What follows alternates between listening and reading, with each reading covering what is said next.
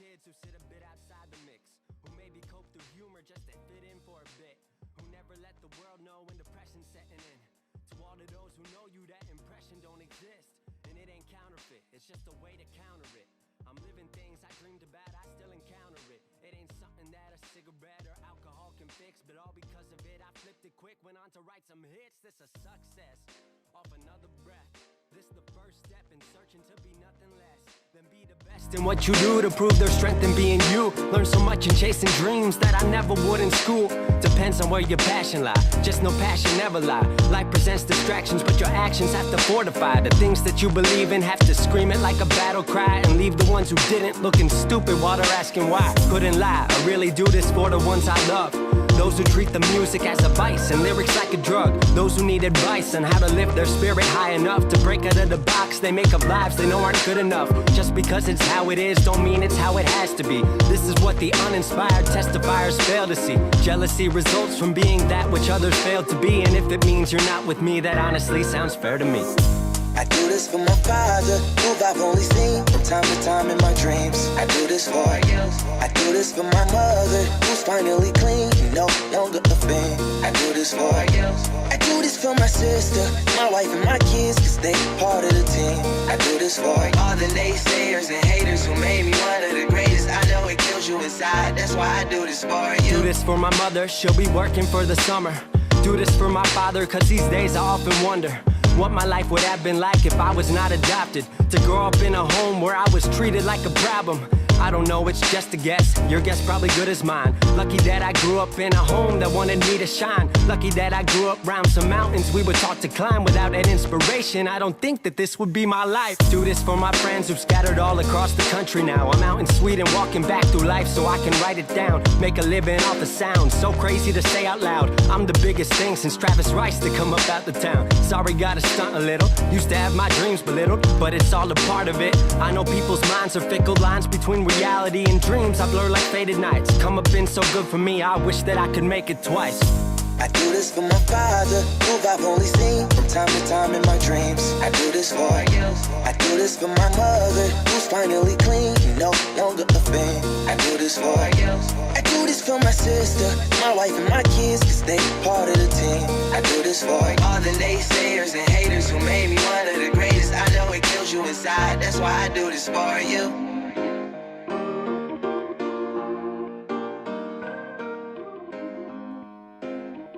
You guys already know I do this for you.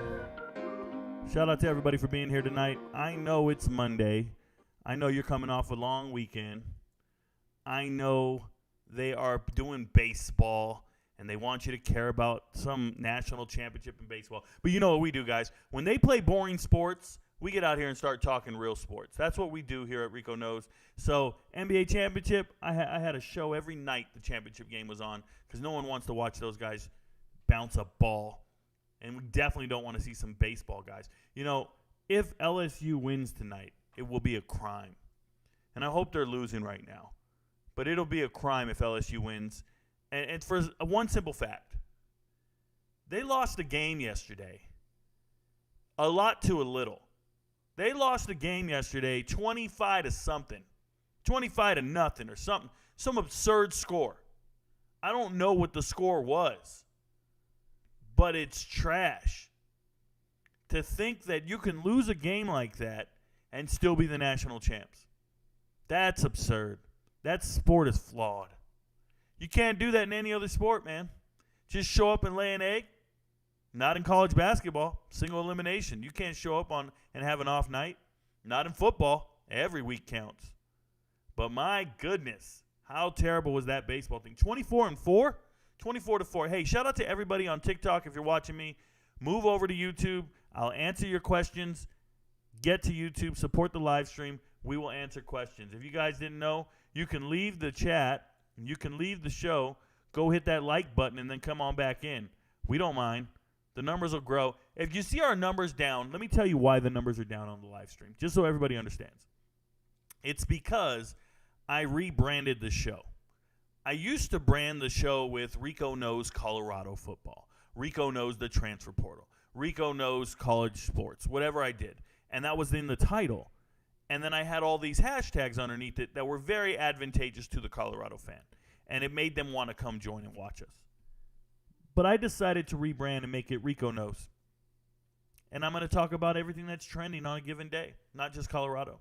And unfortunately for the YouTube fan base, that's a large part of them. They were all Colorado fans.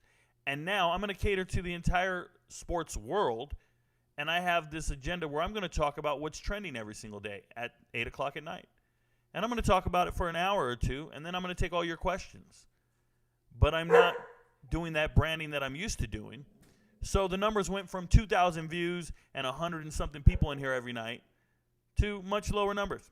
Don't care. I think in the long run, it'll matter. I think in the long run, we will get fan bases from every single team, and we'll get our believers and our followers. So I'm not even sweating it, guys. It's a strategic and calculated decision by me. It's something I can live with. So we just want to get it right the first time. That's why the episode is now episode 3, and it's just called Rico Knows episode 3. And we're just going to keep going, and one day we're going to have episode 800. One day we'll have episode 1,000. Remember that, okay? But shout out to the followers on TikTok who moved over to YouTube, who came out and supported the channel, because I get paid based upon you watching ads on YouTube. My live stream on TikTok makes me $0. Okay, it's just exposure. It doesn't do anything for me. But on YouTube, it actually feeds me and supports me and lets me do this for a living. So you need to move over to YouTube and watch the live stream. That's why I only answer questions from the YouTube live stream in that community. That's why I have the graphic display you see in front of you with the ticker and everything else. So I just wanted to make this very clear. Be transparent with you guys. I have no secrets. Nothing's going on. So I'm going to start hitting what's trending in sports today. While I'm doing this, I want to encourage each and every one of you, if you have a comment, if you have a question, put it in chat now. Get it in early. Only write it once. I will get to it. I will get to it. Answer all questions. Read all chat. I will get to it. But do it early. Get after it. And then we'll go back to it. But for the moment here, I'm going to run through all these different things I want to talk about today.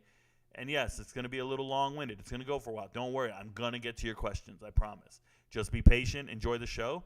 And learn something. Because every single day, I try to remind you guys. Your friends don't know. But Rico knows.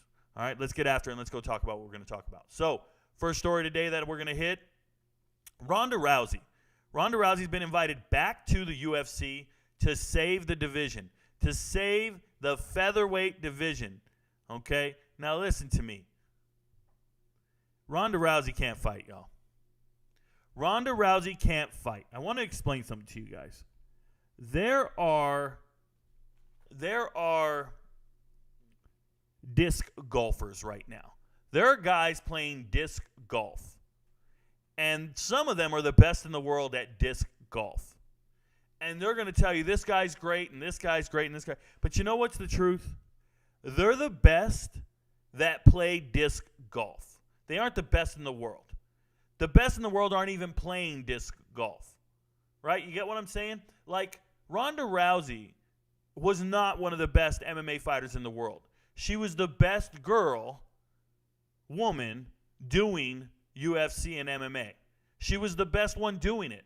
She wasn't the best in the world. As soon as more people started doing it, you saw the real fighters come out. You saw people with real knockout power. People knew how to defend against straight arm bars and judo toss and judo throws and various clinches. You actually saw a different fighter acumen when these other girls stopped doing other sports, when they got out of boxing. Right? Shout out to Holly Holm. When they got out of kickboxing or jiu-jitsu class. That's what happens when you actually start a new sport. When you start a new sport, you're the best until other people start doing it. I'll give you another example. Who are some of the early great UFC fighters? And I'm not talking Royce Gracie, because once he got punched in the face, he didn't want to be around anymore. But let's go with Tito Ortiz, right? The Iceman, Orlovsky, like all these early 2000 champs and famous guys that you used to know, they're terrible fighters. They're very limited in their fight ability. But they were the first people to do it. They were the best people doing it. That didn't mean they were the best fighters in the world. No, the best fighters in the world started training and started taking part in the sport. So anytime there's a new sport, typically whoever shows up first is going to be the best there. But they ain't it, bruh. They ain't it. And Ronda Rousey is not it. I don't need to see her back in the UFC. I don't care how much she trains. She innate means you're born with it, in case you guys didn't know. She is born with the inability to take strikes to the face. When she gets punched in the face, she reacts like she's never been trained. She reacts like she doesn't know what just happened. I promise you. She reacts like somebody who trained in Taekwondo and Judo for their entire lives and never sparred and trained to get punched in the face. I see these people all the time. If you don't know, I am a trained MMA fighter. I've been fighting for 20 years, been coaching for 10, and I got to tell you guys, when I fight and I go to the gym and I see guys in the gym who think they're fighters, you can tell right away who's built for this. Everybody has a plan until they get punched in the face. More importantly, some people taste blood on their lips and push forward. Others are looking for a Band-Aid. Ronda Rousey is not a scrapper. She's not saving the division. What she's saving, if she comes back to the UFC, she's saving her bank account and financial security. She's going to make a ton of money. More money than she ever made previously. That's all she's saving. She's saving her generational wealth. That's it. There's nothing else to it. And Dana White's going to make a ton of money by putting a fighter in there who doesn't belong in there. That's what happened when they put Nick Diaz in the ring. Nick Diaz, not a sensational MMA fighter, was really good initially when he was in shape. Other people weren't training. It's just, it is what it is. It's the reality of the situation. Have you guys ever seen pole vaulters? There are so many pole vaulters in track and field that aren't great. They're just the kids who decided to do the pole vault because everybody else is doing all the other events. I'll give you another example. The steeplechase. Watch the steeplechase. Those are not the best steeplechases in the world. Any 5 or 10,000 meter runner could go and change his mind and start running the steeplechase and beat every single one of them, whether he knows how to jump a barrier or not. He's just got better foot speed than them. He can literally beat them in a 3,000 meter race. The people who are doing the steeplechase are not the best steeplechases. They're just people who decided to do that event. I'm a firm believer in this. So, no, I don't need to see Ronda Rousey back in the ring. Ever. Ever, ever, ever. She's not a real fighter. And she's not even that attractive. I don't know why anybody says, you guys are gassing her. She's mid as hell. She really is. If I walk past her in the street, I'm not double taking her. If I look at Ronda Rousey once, that was one too many, bro. I'm going to keep going. She's not thick enough for me. She ain't got it going on. Nope. She's average as hell. Look at this girl. Just because you saw her on TV, you thought she was pretty. She ain't pretty, bro.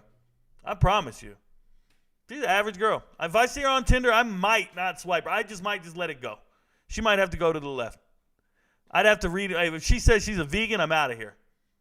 If she says, my children come first, I'm out of here. All those dating profiles that say stuff like that, I got to go. My children come first. No games. No hookups. It's like, who are you writing to? Who are you writing to? All you girls who think you're setting the tone, who are you writing to? Why aren't you willing to hook up with me on a first date? You gave it up to Jimmy. You gave it up to Bill and Walter. You made the terrible mistake. It ain't my problem. You gave it up to Chad first night. Now you want to learn your lesson? Now I got to deal with the end result? Nah. I wouldn't swipe on this girl. I don't want to see her. Just keeping it real. That took a weird turn. Let's see what the next story is. Can this thing just be minimized? What the hell's going on?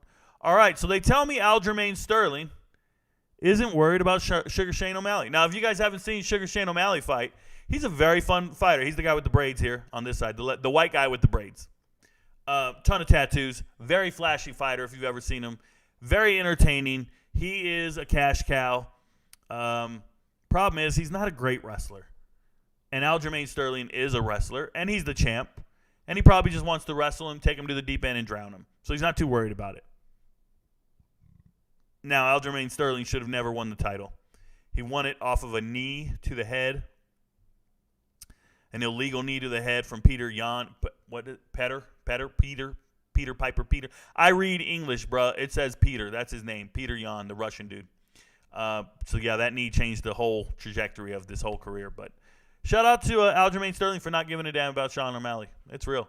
Hey, I made a video about this, and I just want to talk about it real quick. Devin Allen, if you don't know who Devin Allen is, he's a practice squad player for the Eagles. He made the practice squad last year. And you might think to yourself, well, why is that even significant? Who cares about practice squad guys? I don't know what that was. Who plays it was the commercial playing up above. I don't want to go up there because then it'll give it audio. But maybe you guys don't care about practice squad players. Obviously, I do. And Devin Allen made the practice squad for the Eagles. Guys, that is remarkable. This is a guy who showed up at Oregon as a 4-star wide receiver back in 2014. But his freshman year, he also won the Pac-10 or Pac-12 in the 110 high hurdles. Like, he won the 110s. He ran some insane time. And immediately, he put everybody on notice. Like, this guy's great. Okay, he was our national champ at one point. He's been a 3-time national champ. That means at the U.S. trials, he's won 3 different times. He went to the Olympics. He missed the podium. He got 4th. It's a damn shame. But what happened last year, and I showed a video on this on my page, they gave him a false start at the World Championships, and they should have never did. He didn't jump at all. There was no false start. He would have at least medaled. So this man is everything. And after quitting football at how old was he? I don't remember his age, but it was in 2016. He's been running track full time. He's been a world-class track athlete. And then in 2022, he shows up to the Oregon Pro Day, says, I want to play receiver again. I want to go to the NFL. I want to be an undrafted free agent. He's not going to get drafted. It's been like 7 years since he last played football. And he runs a 4.3 5.40. And he runs great routes. He impresses everybody. This guy runs a 4.3 40 7 years after leaving school. And the Eagles said, you're good to go. Come join our team. Eagles got great receivers, put him on the practice squad. Now he's getting ready to represent us in the hurdles again. He just ran a great time this week, 13.04. If you don't know, 13.04 is fast as hell. Okay, anything below 13.2 is respectable, but 13.04 is world class. I think he's one of the top 5 fastest players in the NFL for sure. For sure. He still has yet to play in a game, though. I need him in an active game. They need to activate him. But this is a man who once ran 12.84 in the 110 high hurdles. 12.84 with hurdles in the way. He will dust Tyreek. He's so fast. And I'm hoping he makes the Eagles active 53. That's what he's trying to do this offseason. We'll see if he can do it. He's obviously preoccupied right now running in track. He's very focused on that. But once track season's over, the World Championships are over, he's going to go to camp and try to make the Eagles roster. Pulling for him. Every single day I'm pulling for him. I'm just letting you know. So shout out to Devin Allen. Next thing, Derek Carr. They asked Derek Carr how he felt about the Raiders. And Derek Carr said, I feel some type of way because they didn't let me go out there and finish off those last 2 games. Look, guys, if you ask somebody about their old job that they got fired from, let's say you had a job and you got fired, and they told you not to come in anymore, and then they traded you away. Maybe that can't happen at your job, but it can happen. Let me tell you where it can happen. It's a pretty unique story. It can happen in the Army. You can get a call from your boss in the Army, in your unit, your commander, and they can be like, hey, we're moving you to another unit. Hey, we moved you to a different platoon, a different office, a different unit, a different company. We're moving you out of the brigade, out of the battalion. This happened to me I think about 2 years ago. I was a first sergeant for 3 years. They asked me to take some time off. I was dealing with a divorce. I was dealing with some things. And my boss said, hey, Rico, man, just take a break. You're cool. When you're done with your break and you get everything situated and come back to work, we got you. Just relax, man. You got a lot going on. And I was pretty stressed out. I had a lot going on. And I think after about 3 months, they called me. And I was like, nah, I'm not coming back to work, man. I'm busy. I said, I'm busy, man. I'm selling my house. I'm getting a divorce. I need some time. I need to kind of unwind. He said, all right, man, take all your time. 2 months go by. Literally not calling me every single day. I'm still getting my salary. I'm still getting paid, so there's no motivation to go to work. Does it sound like an NFL player? Yes. Still getting your salary, still getting your contract. There's no motivation to even show up to the building. So then one day, they call me in for a meeting, and I knew something was up because they don't want to talk to me ever. They told me take a break. I took a real break. I went on break. And I'll never forget it. I walked into work for a meeting before work started. They said, hey, we know we start at 9. Can you come in at 8 a.m.? And I was like, all right, I'll come in at 8. They didn't want to make a scene. So I show up at 8. Remember, I run the whole building. I'm top. I'm the top of the food chain. I'm the first sergeant. I walk in, and they said, hey, Top, you had a good run. You've been doing a great job. You had a good run, man, but it's been 3 years, and you got a lot on your plate. Hey, we're going to move you. And I looked at him, and I said, what? He goes, yeah, man, we're going to move you. I said, when? Like, give me a heads up. I got to close my things out. I got to do a right seat. I got to train my replacement. I got a lot of stuff to do. I got a whole office with all my trophies in it, all my degree on the wall. You know, I got all the fancy shit going. And they straight up tell me, no, effective today. I said, what? He goes, yeah, we're moving you today, man. Just, hey, give us your badges. I was like, wait. I can't go into my own office and get my stuff out? No, we're going to have somebody bring it out. They treated me like I was being fired and I needed a security escort. I couldn't believe it. I've been working there 8 years. And this is the Army, bro. I'm a senior ranking person in the Army, and you're doing me like this. Yo, what is up? How are you going to come at me like this? So it was a blessing in disguise. I didn't realize this because after they did that, they sent me to another building. I went to this other building, and I walked in. I said, nah, I don't work here. And I left. And you guys, that was 2 years ago, and I don't go to work anymore. That's a true story. I don't go to work anymore because I don't respect these people's motives. I don't respect their integrity or lack thereof. And more importantly, they left. They all changed positions. They're all gone. They don't go to work every day. They're not with me anymore. I don't work for them anymore. But they still traded me. They still moved me to a new team. And then they said, oh, you can run that team. You can run over there. You can be in charge of everything over there. Because I'm still high ranking. They can't do anything to me. I'm still senior ranking. They said, hey, you can run all that. And I said, nah, I don't want to run this team. I still get my paycheck. So what's the desire? What is the incentive to run this team? This is exactly what's happened with Derek Carr. Derek Carr went to work one day, and they told him, don't come to work anymore. We don't need you anymore. You just go home. And he went home, and then he got traded. And now he's at a new team. And now, shout out to Derek Carr. He wants to reinvent himself. He's rejuvenated, and he wants to prove his new leadership that he's great. Well, I have no desire to do that. I'm ready to retire. I have no desire to prove my new boss. He's called me in before. I got a new boss. He's like, yo, Top, you ready to come back to work and contribute, blah, blah, blah. And I was like, no. Who are you? What? He's like, well, I just became the new commander. I'm this, that. And I was like, I don't give a right. I don't care who you are. Nah, bro, I'll be at home, man. I'm ready to roll out. True story. So, if you ask me, how do I feel about those individuals who traded me? I'll tell you I feel some type of way about it. I'll tell you if I see them on the street, we're moving some furniture. That's how Derek Carr is feeling right now. Derek Carr got asked about the Raiders, and he said, hey, I feel some type of way about it. He said, this relationship's over because my wife was upset with them. If you go down here and you scroll, he says, I was upset. I was mad, right? Very upset, mad, blah, blah. But if you go down here, he says it was pretty much over because they upset my wife. Now, I don't have a wife. He says once they made her cry, that was out. The love for my teammates is probably still there, but it was just time to move on. Dude, I have soldiers that follow me on TikTok. I have soldiers that follow me on YouTube. And my soldiers reach out to me all the time. They ask me for advice. They ask me for this, that, or the other. They have me go to their promotion ceremonies and give speeches. I have them on YouTube. They're saved there. And they say, hey, can you wear a uniform?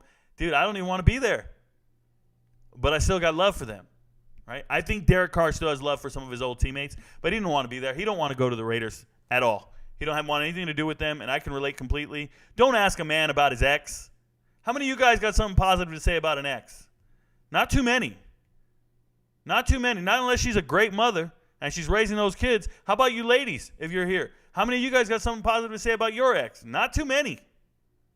Once you're done, you're done. There's nothing positive to say about people. Just keep it moving. I don't know why they asked Derek Carr how he feels about the Raiders. They should ask him how he feels about the Saints. If you ask me. Hey, how do you feel about New Orleans? And hopefully he likes New Orleans better than Eli Apple did, because Eli Apple, he said this city was terrible. So I'm just saying.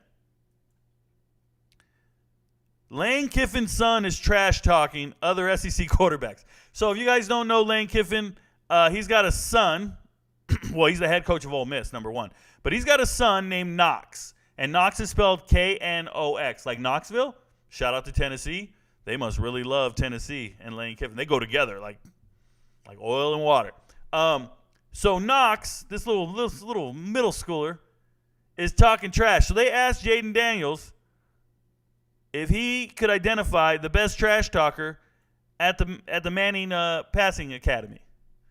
And he immediately said, Lane Kiffin's son, Knox. Knox was trolling me. Knox said, Ole Miss is going to beat us this year. He was saying they're going undefeated. Knox also said Lincoln Riley's his favorite coach, not his dad. So this little kid is a menace. Get that kid a spanking, bro. I'm just saying. The Raiders are set to cut a draft pick. Now let me talk to you guys about this. The Raiders got one draft pick left from 2020. Is it 2020 or yeah, it's 2020. Amick Robinson, last guy on the team.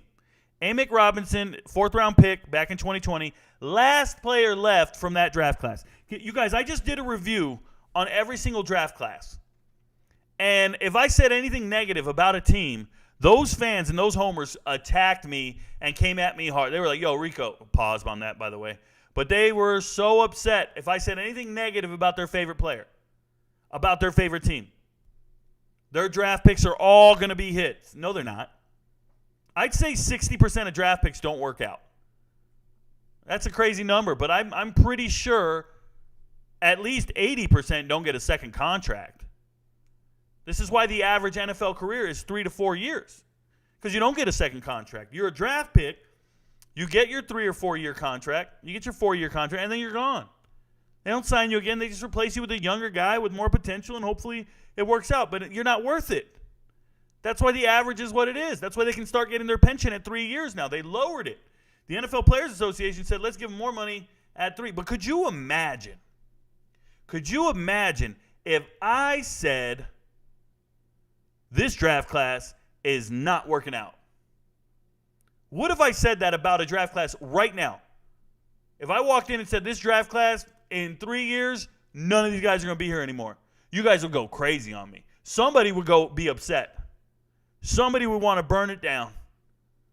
Rico don't know anything. Rico doesn't know, blah, blah, blah. But let me tell you guys, Auburn has a recruiting class right now, 2021. This is 2021. Auburn has 3 guys left from that recruiting class on their team right now. Nobody's talking about it. There's no story about it. Nobody's saying a thing. But Auburn only has 3 guys left from the 2021 recruiting class that they signed.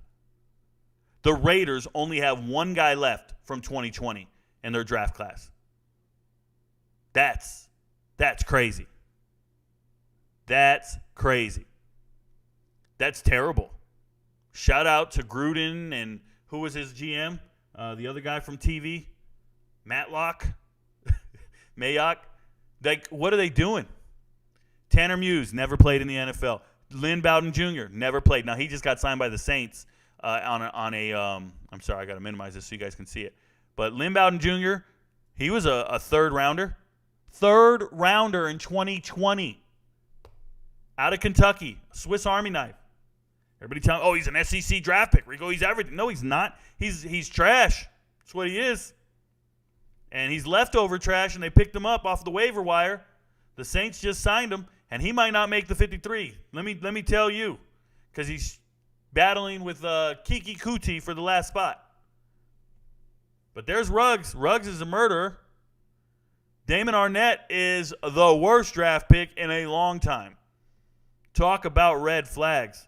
That man is flashing guns right now. That man makes Ja Morant look like, a volunteer worker at a homeless shelter. That's what he does. Like this man is the worst. And these guys ain't gonna make it. And they have word that the Raiders might bring Marcus Peters into camp. Do you know how old Marcus Peters is? I don't know. But the Raiders have one of the worst draft track records in the last 3 years, for sure. Nobody's left. Speaking of making bad draft picks, how would you like to draft Hendon Hooker and he's not on your active roster to start the season? Hendon Hooker will not be on the active roster for the Lions to start the season. He's going to be on that non-football injury list. So he's not even third string. He's non-football injury list. They had to have known this going in. And if you knew that going in, why take Hendon Hooker in the third round? Was it third round or second round? What round was Hendon Hooker taken? Why? Somebody says, well, Goff's not that good. So here's what it is, man. Third round. If you don't take a quarterback in the first round, you're not going to have a franchise quarterback. He's not a franchise quarterback. He's not going to win you a Super Bowl. That's not the recipe for success. The recipe for success is get a quarterback at the top of the draft, and he will win you a Super Bowl. Now, there are anomalies every now and then. The GOAT. But the reality is you don't get guys this late. You don't get guys like this. They're not going to turn into anything. So if you didn't think Goff was the guy, Hendon Hooker went in the third round. If you didn't think Goff was the guy, draft one at the top of the draft. Trade up for next year. That pick you wasted on Gibbs at 12 or 14, whatever it was, that pick at 14, you get rid of that pick and you get your quarterback of the future next year if you don't believe in Goff. But you don't get a guy in the third round who's just going to kind of flounder around and never get you anywhere. The ceiling for third and fourth round draft pick quarterbacks, the ceiling is Dak Prescott. The ceiling is Kirk Cousins. Like, that's as high as it goes for those guys. And they're quality starters. But why are you intentionally drafting a guy who will not win you Super Bowls? I don't understand it. If you don't like Jared Goff, write him out, let him finish his contract, and then go get a stud at the top of the draft. Don't waste a third-round pick on a guy who will never materialize to win you Super Bowls. I promise you, Hendon Hooker's ceiling is not Super Bowls. So why draft him? Why are you drafting a backup quarterback or a standard average quarterback in the third round? Just ignore it. Just stay away from it altogether. Only draft quarterbacks at the top of the first round. That's it. If you're trying to win a Super Bowl, people need to understand it. People need to understand it. Hey, I pulled this one up, and this is recruiting coming up here. My computer's acting slow. I got so much stuff open. Look, guys. Ryan Pelham from Long Beach Milliken. They're not a perennial power by any means, but he's a wideout. He commits to USC. Now, look, I don't talk about recruiting, but why am I talking about this one? It's to prove a very valuable lesson to you guys. I don't get excited about recruits committing. I'm not even excited that he's committed to USC. Now, is he going to go to USC? Probably. Lincoln Riley and them boys, they've convinced all the receivers to go. They've had back-to-back first-rounders in the last 2 years with Drake London and the Bolitnikov, Addison. But here's the problem. This kid announced his top 10 in December. And you know who wasn't in his top 10? USC. He announced his top 10 with all the hats and the list and all that. He announced his top 10 in December. USC's not even on it. And he changed his mind. That's why I don't cover recruiting. That's why I don't cover recruiting. Because it's pointless. These kids are going to change their minds all over the offseason, all season long. They're going to watch games. They're going to go to games. They're going to be on the sideline. They're going to do that. It's just nuts. I don't get it. It doesn't appeal to me. Doesn't appeal to me. Congrats to the Trojans for getting this kid who changed his mind. All right, before I get to the transfer portal real quick, somebody, oh, by the way, I eat at Sonic a lot. This is a non-sport story. This woman bit into a hot dog at Sonic, and she got a mouthful of cocaine. Who's hiding cocaine in hot dogs? I need to know what's going on. I need to know. Cocaine in hot dogs. Are they not cooking the food? Have you seen a Sonic hot dog? They're very thin. You're not hiding much in a Sonic hot dog. Maybe a line. What? It just sounds weird to me. I read the story. I got to let it go. Hey, don't tell me Michael Jordan's not broke, bro. Michael Jordan is dressing like a homeless man. Michael Jordan is broke. I told you this. He has no money. He had to sell his team to get liquid. Liquid means money, cash. Imagine, look, everybody goes, well, he makes $400 million a year. Rico, you're so wrong. No. I think he makes $200 million a year from Nike. But he had a bill. He had a bill of $500 million. Imagine you make $20,000 a year. Let's just put out a number like that. Imagine you make $20,000 a year. But you got a credit card bill that's $50,000. Okay? And you want the world to think you can pay off that credit card bill? You can't. You make $20,000 a year and you got a credit card bill $50,000. You are done. You can't make it out that hole. Right? Everybody agree? Everybody agree you can't make it out that hole? If you had a $50,000 credit card, what if you made $200,000? Could you climb out that hole? I don't know. The point is, I'm taking zeros off of this comparison. If you have a $50,000 bill and you only make $20,000 a year, you can't afford it. You just can't. It's impossible. So if you have a $500 million bill and you make $200 million, you can't afford it. It's impossible. Because your cost of living is $200 million. We know his cost of living is equivalent to what he makes because his net worth is $2.1 billion. It should be way more than that. It should be way more than that. Just so everybody understands. So this dude is homeless. This dude is in poverty. Jordan here. He's dressed like one of these homeless dudes I see on the street pushing a shopping cart. He's wearing cargo shorts that look like they're free from the Marines. That's not our colors in the Army. And this is gross right here. This is gross, bro. I don't understand it. Yep, he's that broke. You guys don't know what broke is. You guys don't know what broke is. Broke is not having enough money to pay your debt. Please understand that. Broke means I don't have enough money to pay my bills. That's what broke means. And when you don't have enough money to pay your bills, the first thing you do, start pawning shit. Start selling your assets. Start selling your stuff. That's what you do. If you can't get any more loans, you can't get any more credit cards, you can't go to the bank and ask for this, that, or the other, at some point they come to collect. If you've been putting it off for 2 years, boom, you start selling your stuff. So if you got a bill so big you can't cover it, you sell your biggest thing. You sell your team. That's how that works. That's how that works. Transfer portal update. Barrett Miller, the last starting offensive lineman to leave Stanford. Let me remind you guys. Stanford center, Drake Nugent, new starting center at Michigan right now, total stud. They had two other guys transfer, starters. And then Barrett Miller at the last second hits the transfer portal in the spring. He says, I'm out of here. This team's terrible. I'm out of here. We're so much worse than we were last year. I'm out of here. And he leaves. Jumps in the transfer portal. And once again, Cal wins the offseason. Cal has been winning the transfer portal, the offseason, all spring long. It's amazing.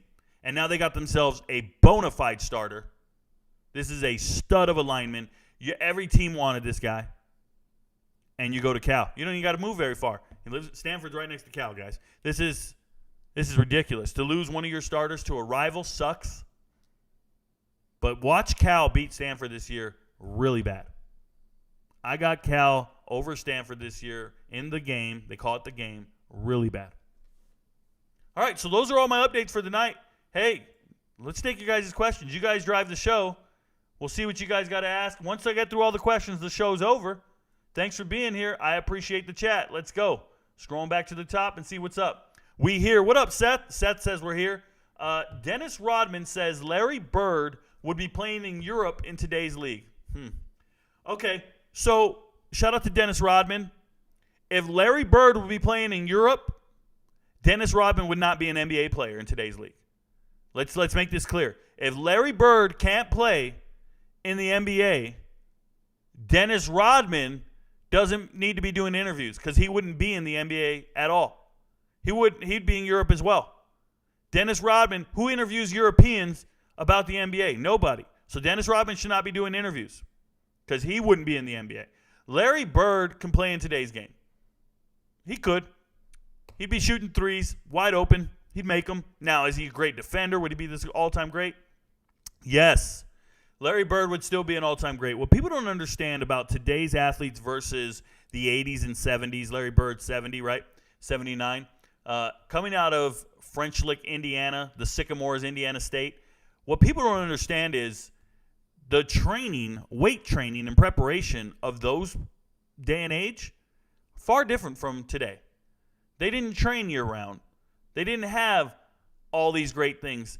And so you didn't have the same weights and the same knowledge and the same information. But if you did, they would be phenomenal athletes in today's age. Let me explain. When I was in high school, I was a track athlete. And I went to this school. I went to this ghetto school initially. And I can remember being there in my middle school years, and they had a dirt track. A dirt track lined up with the white cinder. But it was a dirt track. And we saw all the school records and all these times, and they were so fast. But it was in dirt. And then the next year, before I got there, they put in an all-weather track. The bouncy stuff. The fancy stuff. They got better starting blocks. The starting blocks were trash before. There were these old, rusty, nasty starting blocks. All of a sudden, we got these nice starting blocks with padded backings and stuff. And then we had these cleats. We had these spikes. We had detachable spikes. Jackie Robinson could never. We had these detachable spikes. We would change them out for every single race. You guys, we had every advantage you can think of to run even faster. That's what they don't understand. The players of today, you know what advantage they came up with when I was in high school? It was those shoes where you walked around on your toes because they had the big thing on the toe underneath it, and then you walked on and you built your calves this way. Does anybody remember this? And then you were like wearing parachutes and stuff, but you were running on your toes with these shoes. I forgot what they're called. You couldn't even walk around in them because your heels couldn't touch the ground. You were just like leaning. Anybody remember this stuff? Yeah, we were training with this crap, and we were making the best of it. But what I can remember is this. When I left high school, we had track records. Because of that new track, we broke records. And I say we, my twin brother and I left our high school with school records in track. We were hurdlers. My brother was a high jumper and a hurdler. I was a hurdler. And we set the school record in track because we had a nice track. Yeah, we were fast. Yeah, we were athletic. But it's because of the surface we were running on. It's because of the diet we had.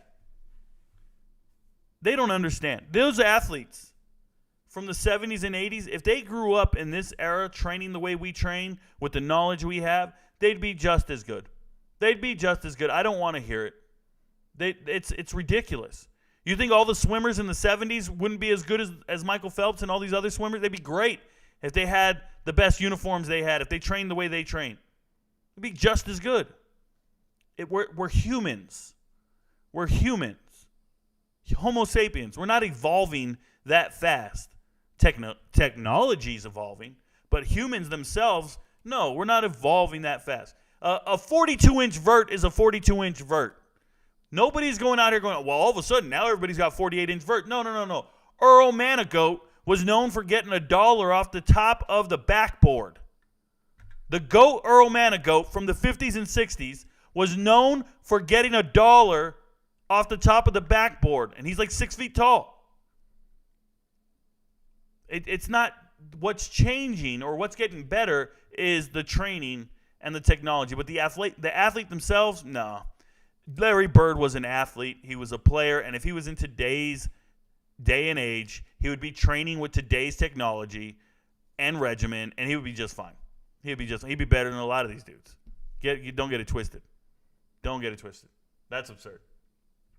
Here for the head count. What up, Sean? Thank you for being here for the head count. Kim says, hi, everyone. Please hit the like button on the outside of the page. It helps a lot. Yes, it does. Thank you guys for being here. Shout out to, we got a total of 50 or 60 people in here. I like that between the two. Thank Thank you very much, Kim, for reminding them. Shout out to Lewis Henton. Lewis Henton says, Rico knows. Yes, I do. Roll Tide Roll. He throws in all those elephants, guys. He's not some zoologist. He doesn't care about wildlife. He's not an expert on the safari. He's not from Africa. He's from Alabama. Mobile, Alabama. Right? He said Sweet Home Alabama. He comes in here and always says Roll Tide. Shout out to him. Yo, what up, Rico? What up, Glaze? LaRocco Glaze. Do you think Calvin Ridley will have a slow start? I believe so. Calvin Ridley will have a slow start, for sure. Chrome says Gumby was a claymation. I know that now. So if you guys don't know what Chromes is talking about, the other night, because we are an episode and we keep going, the other night we were doing the podcast and we were in here talking, and Chromes didn't know who the hell Gumby was. I don't know why I brought up Gumby. I said something about Gumby, and he had no clue who Gumby was. Gumby or Pokey, he didn't know what we were talking about. So he went, and now he knows it's a claymation. Look, Gumby was a cartoon not before cartoons. Gumby was a claymation, kind of like CGI is so cool, right? Gumby was cool because they had to like stop, freeze frame, and move them. I'd imagine it took forever to make an episode of Gumby, but we all watched it as kids. I don't have a clue what they were about, but more power to them. I remember watching it a lot. I'm about to. What up, Willie Bobo? Willie Bobo's here. Shout out to him.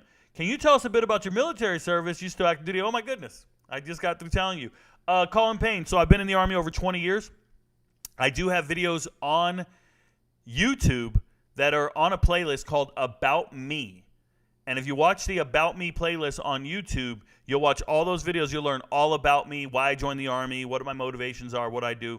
Yes, I'm still active duty. I literally today just finished my submission for retirement. I'm requesting to retire November 1st of this year. I want to be done. It'll be an early birthday present to myself, but I'm requesting to retire November 1st of this year if they approve it. So now it's got to go through the approval chain here in the next couple weeks. If that happens, I will start my transition leave August 1st. August 1st will start my transition leave. Pretty exciting stuff. Just shout out to me. So, you've been watching sports for decades. So in the modern era, last 20 years or so, which program has been the best for both college football and college basketball? For college football, it's hard to argue against Alabama just because they've won so much. College basketball, I really think in the last 20 years, Kentucky's relevant. Kansas is relevant. Even though you might look at Duke and North Carolina, I mean, there's just so many great basketball teams. There are a lot of great basketball programs. Personally, if you ask me my favorite, and I don't say they win all the time, but I really like Michigan State. They're enjoyable to watch. UConn's been successful. I mean, it's a who's who. I'm built for this. Yes, you are, Willie Bobo. Shout out to you, man. We all are. She won't come back until her WWE contract is over. Yeah, AJ interviews. That's cool and all, but money talks. You can break contracts, breach a contract. You can pay off. You can pay back. You can do whatever. Money talks. And if UFC's talking that money, let them talk. Don't turn them down. Now, I don't want to see her. Do you think Jordan Love is going to be successful? Marcus Stewart, I called it years ago. I said Jordan Love is a bust. Should never have drafted him. He's not any good. Jordan Love has not played a game of good football since his junior year of college. Really, was it his junior year or senior? His last year was terrible. So his second to last year, I say junior, but it was really his sophomore year. The bowl game is what put him on the map. He played well in his bowl game his junior year. And then his last year, he was absolutely atrocious. But the draft experts, the scouts, they already had anointed him and said he's going to be great before his senior season. And that's what happens. Right now, they're doing it. They're doing it right now. Marvin Harrison Jr., Caleb Williams, Drake May. They already have the whole top of the draft identified, and they don't give a shit how they play their senior year in college. They don't care about next year. They just already picked all the right guys. They already said, oh, this guy's going here, this guy's... That's why you see mock drafts already being done. No one cares about their final year playing. Well, I got news for you. Jordan Love's final year playing? Dog shit. Go look it up. Terrible. Look at the catastrophic drop-off from his junior year or sophomore year to his junior year. It's gross. It's one of the worst. Just so you know. Is it crazy to say that Kansas roster is better than TCU's for this upcoming season? No, Connor, not at all. Not at all. Kansas is poised to be very good. They have a good quarterback. Quarterback-driven teams actually do well every single season. If you have a good senior quarterback or a returning starter, you tend to do better than the others. One thing that's really important is TCU lost 8 draft picks. TCU lost 8 draft picks on a team that overachieved, that wasn't very good. So they were in the national title game, don't get me wrong, but they won a lot of games on second-half comebacks, and they weren't very good. I say it all the time. I think TCU is winning 5 to 6 games this year. Call me crazy. I don't think they're a top 25 team. I don't think they're any good. Kansas has a chance to be ranked, has a chance to be competitive. It's a tough division, so for me, it's a tough conference. For me, in the SEC, in the Big 12, I've got Oklahoma. Well, Texas, Oklahoma, Texas Tech, and K-State at the top. Those 4 are the cream of the crop to me. But 5th is wide open. 5th is wide open, and that's Kansas, Oklahoma State, TCU. Figure it out. So 5th is wide open. Rico, have you heard anything about, or do you have an opinion on the Ole Miss quarterback battle? So there is no quarterback battle at Ole Miss. There is no quarterback battle. Here's what happened, guys. And I'm trying to tell everybody this. Nobody's listening to me. Spencer Sanders went to Auburn. He was going to transfer to Auburn. He showed up, and they gave him a physical. And he failed the physical because he needs shoulder surgery. He can't throw every single day. There's something wrong with his rotator cuff or something's going on. His mechanics are off. And if he throws, he's incredibly sore, and he's actually hurt, and he can't throw the next day. So there's something wrong with Spencer Sanders. So Auburn turns him down and says, no, you can't transfer here. We're good. And he goes to Ole Miss. Now, Ole Miss doesn't do a physical on him. Ole Miss just says, yeah, we'll take you. Yeah, we want competition in the quarterback room. Come on in. And he comes on in. Spring ball starts, and they go, hold up. This guy can't throw every day. Something's wrong here. Now, he's working out. He's doing summer workouts. He's with the team. He's doing this, that. No, he needs surgery. And this is why a guy like Austin Simmons reclassifies and leaves school early to get into this recruiting class because they need a third quarterback. They don't have one. So Jackson Dart's the starter, right? They don't have a third quarterback. It happened. Will Howard? Not Will Howard. What's his name? Howard? Is it Will Howard? The kid who came over from LSU? That's what happened at Ole Miss. So they had to go get somebody else. And the reason I know this is because I talked to 2 other quarterbacks in the transfer portal who got offered by Ole Miss. Why are you getting offered by Ole Miss if we already have quarterbacks? Why are we offering more quarterbacks from the transfer portal? We already have 3. Why are we offering more? Because we don't have 3. And what they told one of those quarterbacks is, hey, we're gonna sign you as soon as one of our guys leaves. We think one of our quarterbacks is leaving. They didn't name who, but they said we think one of our guys is leaving after he finishes classes this semester. Now, Sanders hasn't left. Maybe he sticks around. But I'll tell you what he doesn't do. He doesn't start. There's no quarterback battle at Ole Miss. Rico knows. I've been saying this to everybody. Nobody's listening to me. Somebody wrote me and got really upset. How do you know this? Where are you getting this from? Everybody, we love da. Nah, dude. Nah. Pay attention to the quarterback staff. Pay attention to who Lane Kiffin's giving offers to. And why are you expediting and getting kids in your recruiting class now for this season? You got to get the guy on campus right now. You got 3 quarterbacks. Why are we moving them in? Why are we not waiting 1 year? Why are we keep offering people in the spring portal? They offered quarterbacks in the spring portal. Asked them to be preferred walk-ons. Good quarterbacks. No. But you know what? Louisville did the same thing. Louisville, Jeff Brom, they got Pierce Clarkson coming in from St. John Bosco, and as soon as he started missing quarterback meetings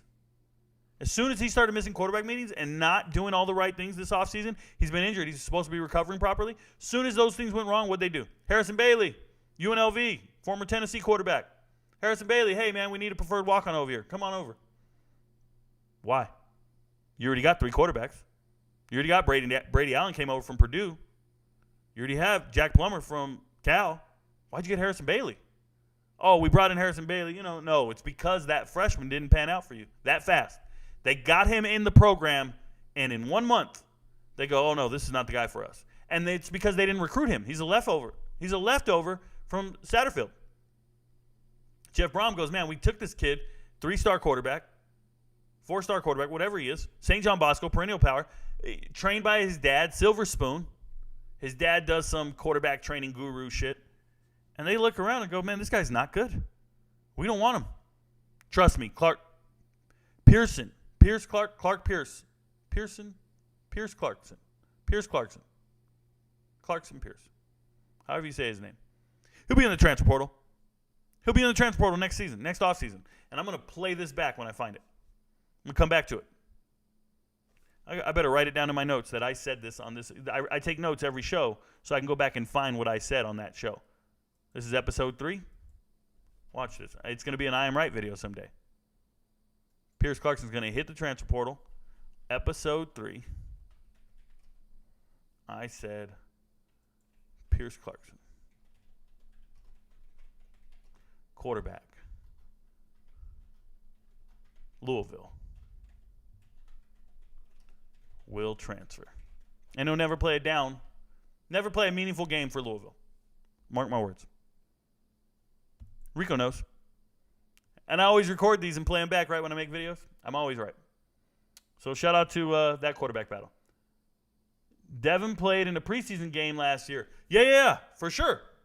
He played in a preseason game and played well. Devin Allen. Good player, man. I like him. You ever heard of Bryce Thompson? If so, thoughts on him? It's a very common name, Bryce Thompson. So I need to know who is Bryce Thompson. I'm pretty sure I know who he is. Give me a second. The wide receiver from Tennessee.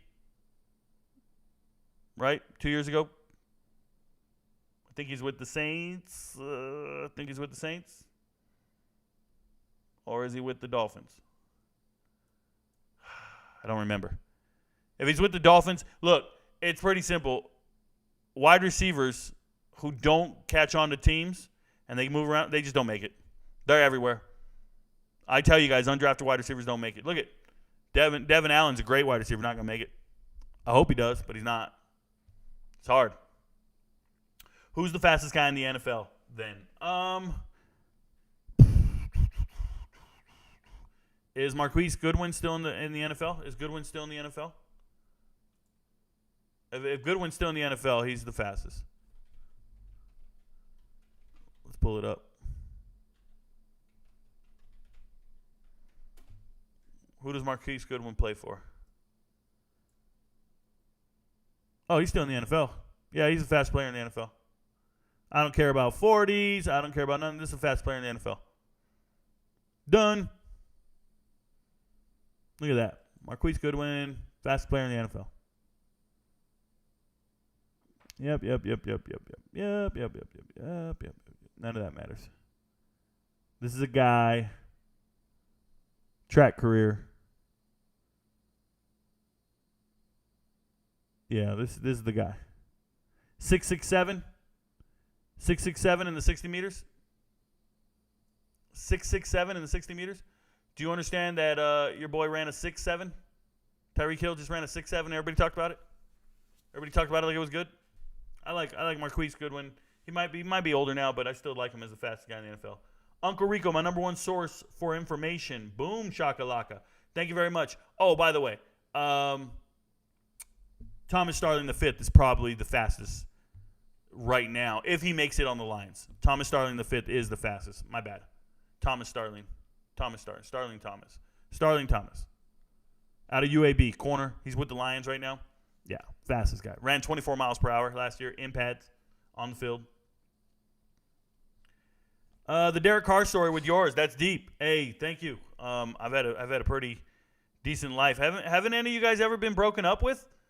The girl says, what's the worst thing your significant other can say to you? We need to talk. Right? You ever had a girlfriend say to you, we need to talk? And you start going crazy. You don't know what's going through your mind. You're like, wait, what did she find? What did I do? Did I not delete that? If you're doing dirt, you know you're wrong, right? You know you're living a terrible life. But let's say you're not even doing dirt. Let's say she says we need to talk and you didn't see it coming. And then out of nowhere, she's like, I'm seeing somebody else. I'm not in love with you anymore. It's not you. It's me. None of this shit help. None of these explanations work. It sucks. You know how I know this? Because I'm the guy who says we need to talk. No one's ever said it to me. This is crazy. I beat you to the punch. I do it all the time. I'm not proud of it, but it's true. I will just disconnect. I will just be like, yo, this ain't working. I'm one to throw in the towel real quick, y'all. In a relationship, I love being single. I love because I don't like the stress of having to please another person, or not please them, but like occupy them, appease them. Like, I change my mind all the time. The other day I was driving, and I was going to go to the store real quick and just change my mind completely and went to the movies and watched 2 movies in a row. I was going to the store, changed my mind, and watched 2 movies in a row. You can't do that when you're in a relationship. You can't do that. If you're married or in a relationship, you cannot do what I just described. You can't be driving and go, oh, look, there's a movie. I'm curious. And just go to the movies. And then get out the movie and go, wait, there's another one. And watch another one. You know what would happen to your cell phone? Do you know what you would be accused of? I don't care how healthy of a relationship you're in. You can't do what I just described. There are times I go to the river and I'm running, and then I just decide, I'm going to do 2 more miles. Those extra 20 minutes will drive somebody crazy. I can't deal. I want no part of that. So, yeah. Derek Carr wants no part of the Raiders. Once there's a breakup, we're not going back. We're not saying nice things.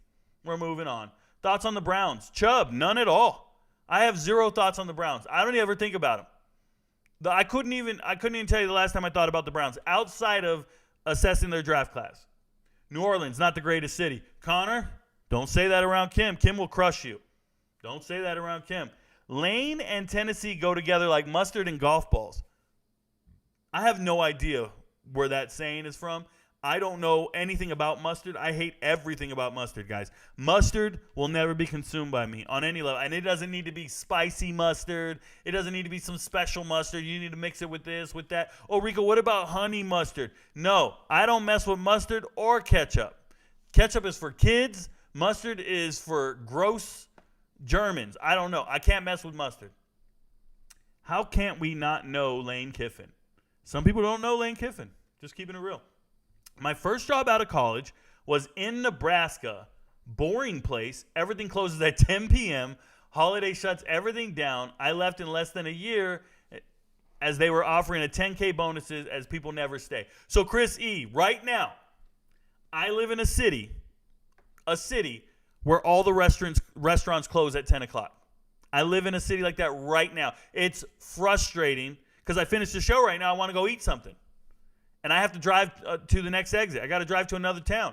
And there's nothing to do out here. There ain't no nightlife. Nightlife around here is trivia at a restaurant. They have trivia night at restaurants around here. That's exciting. That's what people do on dates. They go out to these restaurants for trivia. There's no nightclubs. There's no dancing. There's nothing to do around here. It's really bad. And we're in the South, man. We're in the Bible Belt. They're not doing – when I went to El Paso, I lived in El Paso. Let me tell you, the first time I went out in El Paso and there was 7 or 8 strip clubs on the same street, I was like, where am I? I'm in a place trying to compete with Mexico is where I'm at. I'm in a place trying to compete with Mexico. So they have so much stuff to do. You go out every single night of the week and have a great time. El Paso is one of those cities where you can just do whatever you want, however you want, as long as you want. It's an amazing feeling. You get over here in Georgia, everybody's asleep right now. It's nuts. I don't understand it, but it's a different pace of life, and I don't mind this pace of life. I've changed my priorities. That's why I go run a trail every day. I'm cool. And shout out to those guys who saw me running a trail this morning. If you guys don't know here on YouTube, shout out to TikTok, whoever's watching. I was running a trail this morning, and when I was done running, I started walking, and these construction workers just looked at me and said, yo, bro, we see you train every day, man. You big as hell. Like I'm buff, like I'm strong.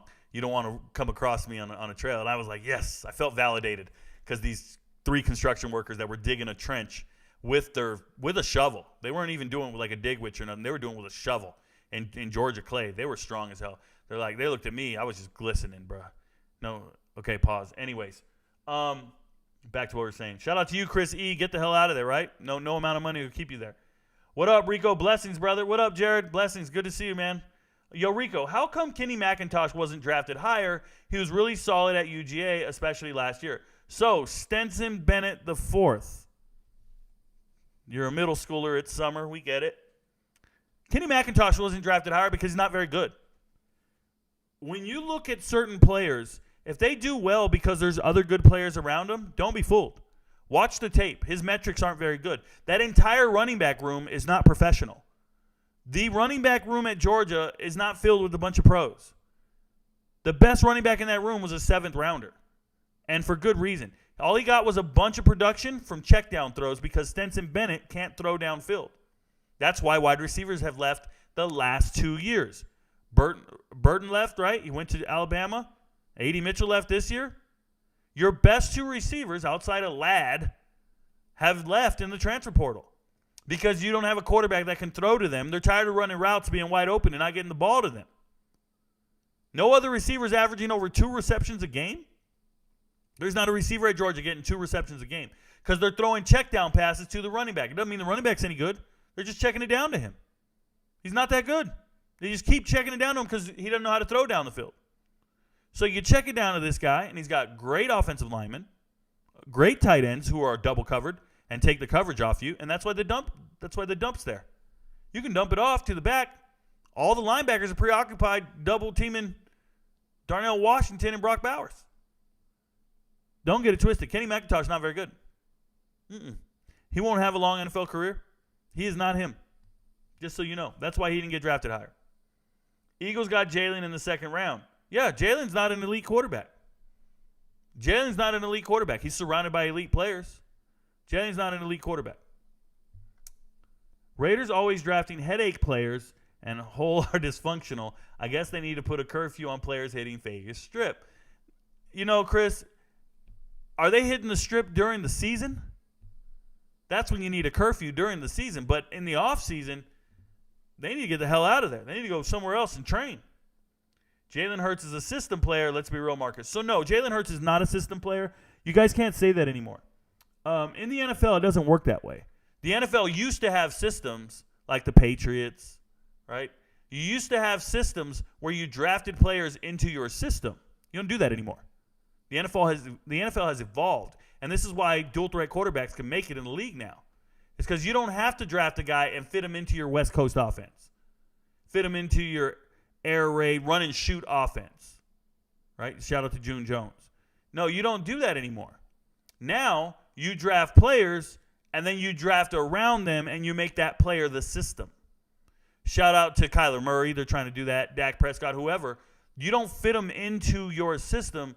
You make that player the system. Shout out to Peyton Manning, Aaron Rodgers, anybody out there. They are the system now. So Jalen Hurts is the system.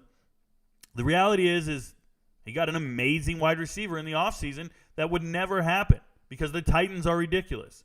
The Titans almost gave Philly a Super Bowl. That's what happened there. Whole team is. Stop it. You must be a Cowboys fan. Stop it. Don't label people just because they say things. Jalen isn't a system quarterback. He almost won a Super Bowl. Yep. Actually might be. USC might have the best wide receivers in the Pac-12. So, Chris, I think USC has some of the best wide receivers in the country, but I have them second in the Pac-12. Washington has the best receivers in the Pac-12, and it's just a bona fide fact. But USC does have good wide receivers. Very good. If you look at their transfers, they're out there dominating on other teams. Josh Allen and Russell Wilson are both system quarterbacks. I think they're both the system wherever they go. Seattle has a system. So you're right there. Zachariah Branch might be the best wide receiver in the Pac-12. No. No, and no again. Jalen Hurts is not a system quarterback. He's a baller. System quarterback is not a negative thing. System quarterback just means you're a quarterback in a system. Everybody slow down there. Jalen Hurts is a running back. Don't do that. Yet he can beat your team. There we go. Shout out to Connor for knowing the right answer for the best receiver in the Pac-12. It's Rome because he fits the system. A running back who threw for 300 yards in the Super Bowl, meaning, okay, stop it. You guys just stop. Steelers trash. I don't like people arguing in my chat, y'all. Jalen destroyed him. We are rebuilding a team, bruh. But he's not that broke, guys. He will pay off that in a few years. He has money that those of us in this room can even imagine. So Guy Badai. He's talking about Jordan, right? No, he will not pay off that debt in a couple years. That's not how that works. you have overhead, and his profit margins are nowhere near $500 million a year. They just aren't. If they were, he'd be worth more than a lot more than $2.1 billion. He has money that those of in this room can't even imagine. That's not true. I can imagine an absurd amount of money. What you can't imagine is the amount of debt he has, or the amount of, or his cost of living. I bet you couldn't imagine that. I bet you couldn't imagine what Jordan pays for dinner, a haircut, his fashion. I bet you couldn't imagine his cost of living, his overhead, how he travels with his personal chef everywhere, or he has a personal private jet that's $50,000 a flight, right, to pay for the crew, the fuel. Like, you guys don't think about cost of living. Once you start making that amount of money, that's how much money you live off of. That's how much money you spend. It's not like his cost of living is $500,000 a year and he makes $200 million, so he's pocketing $200 million. No, he makes $200 million a year. His cost of living is $200 million. That's why he doesn't have any profits. That's why his net worth is equivalent to what he sold the Hornets to. That's why his net worth is equivalent to the valuation of the Hornets. It's because that's what he has as profit. No, you guys are really wrong on this one. Jordan has millions of dollars, but he no longer has a team. And not having a team, think about it like this. Let's say there were only 30 cars in the world. Let's say there were only 30 cars in the world. And you sold your car for 10 times what you bought it for. Let's say you bought a car for $2,000 and you found a sucker out there to pay you $20,000 for the car. And everybody goes, man, he made a killing. Look at that. He paid $2,000 for that car. Now he's got $20,000. But there's no other cars in this world. Now you just don't have a car and you're just walking everywhere. But you got money for days, but you don't have a car anymore. Do you understand? My point is no matter how much money you got, you don't have a team anymore. There's no other team to buy. There's no team for sale. They don't want you in the market. They don't want you to be a majority owner. They kicked you out of the league because they don't want you at that table. They fleeced you. And they did it off of the most manipulative thing in the world. Just making up drama. Do you imagine if you went to one of your friends and was like, yo, bro, Debo wants $50 from each of us or we're both dead. Oh, no, how are we going to get $50? Well, let me tell you something, bro. Hey, man, sell your chain. We'll come up, and then I'll pay you back double what it was worth. So you sell your chain, I'm going to give you more than what it's worth. But you don't realize, Debo just wants the chain. There's no other chains to go around. So when you see Gabe Plotkin, the billionaire, pay Jordan more than his team is worth, Jordan's going over here like, oh, my God, we're going to get the money. We're going to pay off the debt. Everything will be straight. We'll be good. But you're getting hustled because the guy that's paying you the $3 billion is taking that money and giving it to his best friend. His best friend ain't collecting on him. I wish you guys understood. The man got hustled. And the only thing he has to show for it is money, but he doesn't have any asset anymore. An asset that would forever grow. Forever. It would keep growing forever. He doesn't have it. I wish you guys understand. This is the biggest hustle out there. And it's done by white-collar white dudes. And everybody's going, oh, Jordan make million, man. Don't sweat it. He makes million. No, Jordan's sitting over there going, damn, I just lost my whole team. He probably doesn't even realize it. I just lost my whole team. Yeah, well, those two over there, this is real life Trading Places. Have you seen the movie Trading Places? This is real life Trading Places. And you guys are ignoring it. Because, well, he makes, hey, man, you crazy. He got more money than we have. You can't even imagine the amount of money he's got. No, what I can observe and imagine is a multi-hundred billionaire just got punked by real billionaires. And they took his biggest asset. They took his greatest prize. His greatest prize is not that measly $400 million, $200 million he's going to get for the rest of his life. No, man. I get a retirement pension. I get a retirement pension for the rest of my life. And it's a consistent amount of money. That's cool. But if you fleece me and fool me into selling you my home, if I sell my house, I'm homeless. But I still got that money coming in every month for the rest of my life. You crazy. He ain't broke. He still got that money coming in. I'm homeless and there's no other homes to buy. But I got that money. But I don't own any homes. All I can do is rent, go get a hotel. I can afford it, But I don't own that home anymore. There's only 30 of them. I wish you guys understand. I wish you guys can grasp the. It's really simple. But look, man, I'm in my room. I'm just talking. Nobody's listening. Jordan got more money than we can imagine. He has nothing to say. Still repeating the stereotypical argument about dual threat quarterbacks. Yeah, don't even entertain that. Thank you to my my admin for cleaning it up. We're not going there. It all went away. Thank you. Let me find out. The chat jumped on me. I'll get back to you guys. He's probably a troll, of course.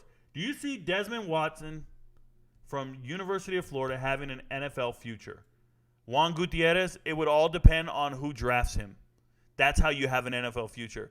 The right team has to draft you. So I don't give any assessment on a player's pro potential until I see where they've been drafted. That's why I wait to talk about NFL draft prospects until after the draft. Like, I'll talk about them, but I don't make any predictions until I see where they get drafted. Right? About their pro career. So we're gonna have to wait like everybody else. True, that's why I stopped replying to him. All right, Chris E. I think his feelings got hurt when I reminded him what Jalen did to the Steelers last year. Let it go. I got this 7 rings. Okay. Can you do a top 5 safety list going into 2023? Is Ken Kitchens on the list? Amazingly, 24/7 only gave him 3 stars coming out of Miami Northwestern. So never worry about 3 stars. Never worry about stars. Star 24/7 on 3. They don't know what they're doing. Stop going to those websites. If you want to know what the kids look like, go to those websites. They're great for pictures. They're not good for information. They're not good for assessing players. This is why I don't trust anything they say. I don't even care what it says. There's like a big report. This crap. No, just give me the tape. I'll watch and I'll let you know how good they are. That's how I feel. Kitchens is, I think, my number 2 safety in next year for me. I want to say he had 6 interceptions for Miami, 5 or 6. Total stud. So my number 2 safety in the draft. I got to see how they play this year. He could move up to number 1. There's the USC kid that's really good, and then his teammate at Miami is really good as well. So those are my big 3. The USC kid, those 2, and there's some others. But as the season goes, that's when I start making my draft board, per se. That's when I start making my rankings for my top 10. I do not do it before the season. So when you ask me to make like my top 5, I can make my top 5 of like production, who I think is going to do what. But as far as draft, top 10, top 5, no, I don't even go there until after the season. Everybody wants to do it before the season, and it makes no sense to me. I got to see how they play this last year. I care about production. I care about how they do on the field this year, right? I'm not anointing anybody. I don't even go there. They do this all the time. Hey, Rico, who's the best quarterback for the draft next year? Bro, let them play. What if one of them goes out there and just sucks all season? Shout out to Will Levis and Anthony Richardson. They both were in everybody's top 5 before the season started. What? Watch the damn games. They're terrible. And they still got drafted top 5 quarterbacks. They're terrible. Nobody listens. Steelers has been irrelevant for a while now. Stop it. Yo, Rico, you're too legit to quit. Thank you very much, Willie Bobo. I can't touch this. Mama, have you seen him? Yeah, you're pretty good, man. You're a dancing machine. Where do you see University of South Florida football being at this season? Juan Gutierrez, I see them being one of the worst teams in the country. I see South Florida being in the bottom 20 teams in the country, regardless of division, regardless of conference. South Florida will be one of the 20 worst teams in the country. And that's not hard for me to say that. I don't think South Florida is going to be any good. They got their work cut out. They lost all their weapons. I got to add this in my notes because I'm making this prediction.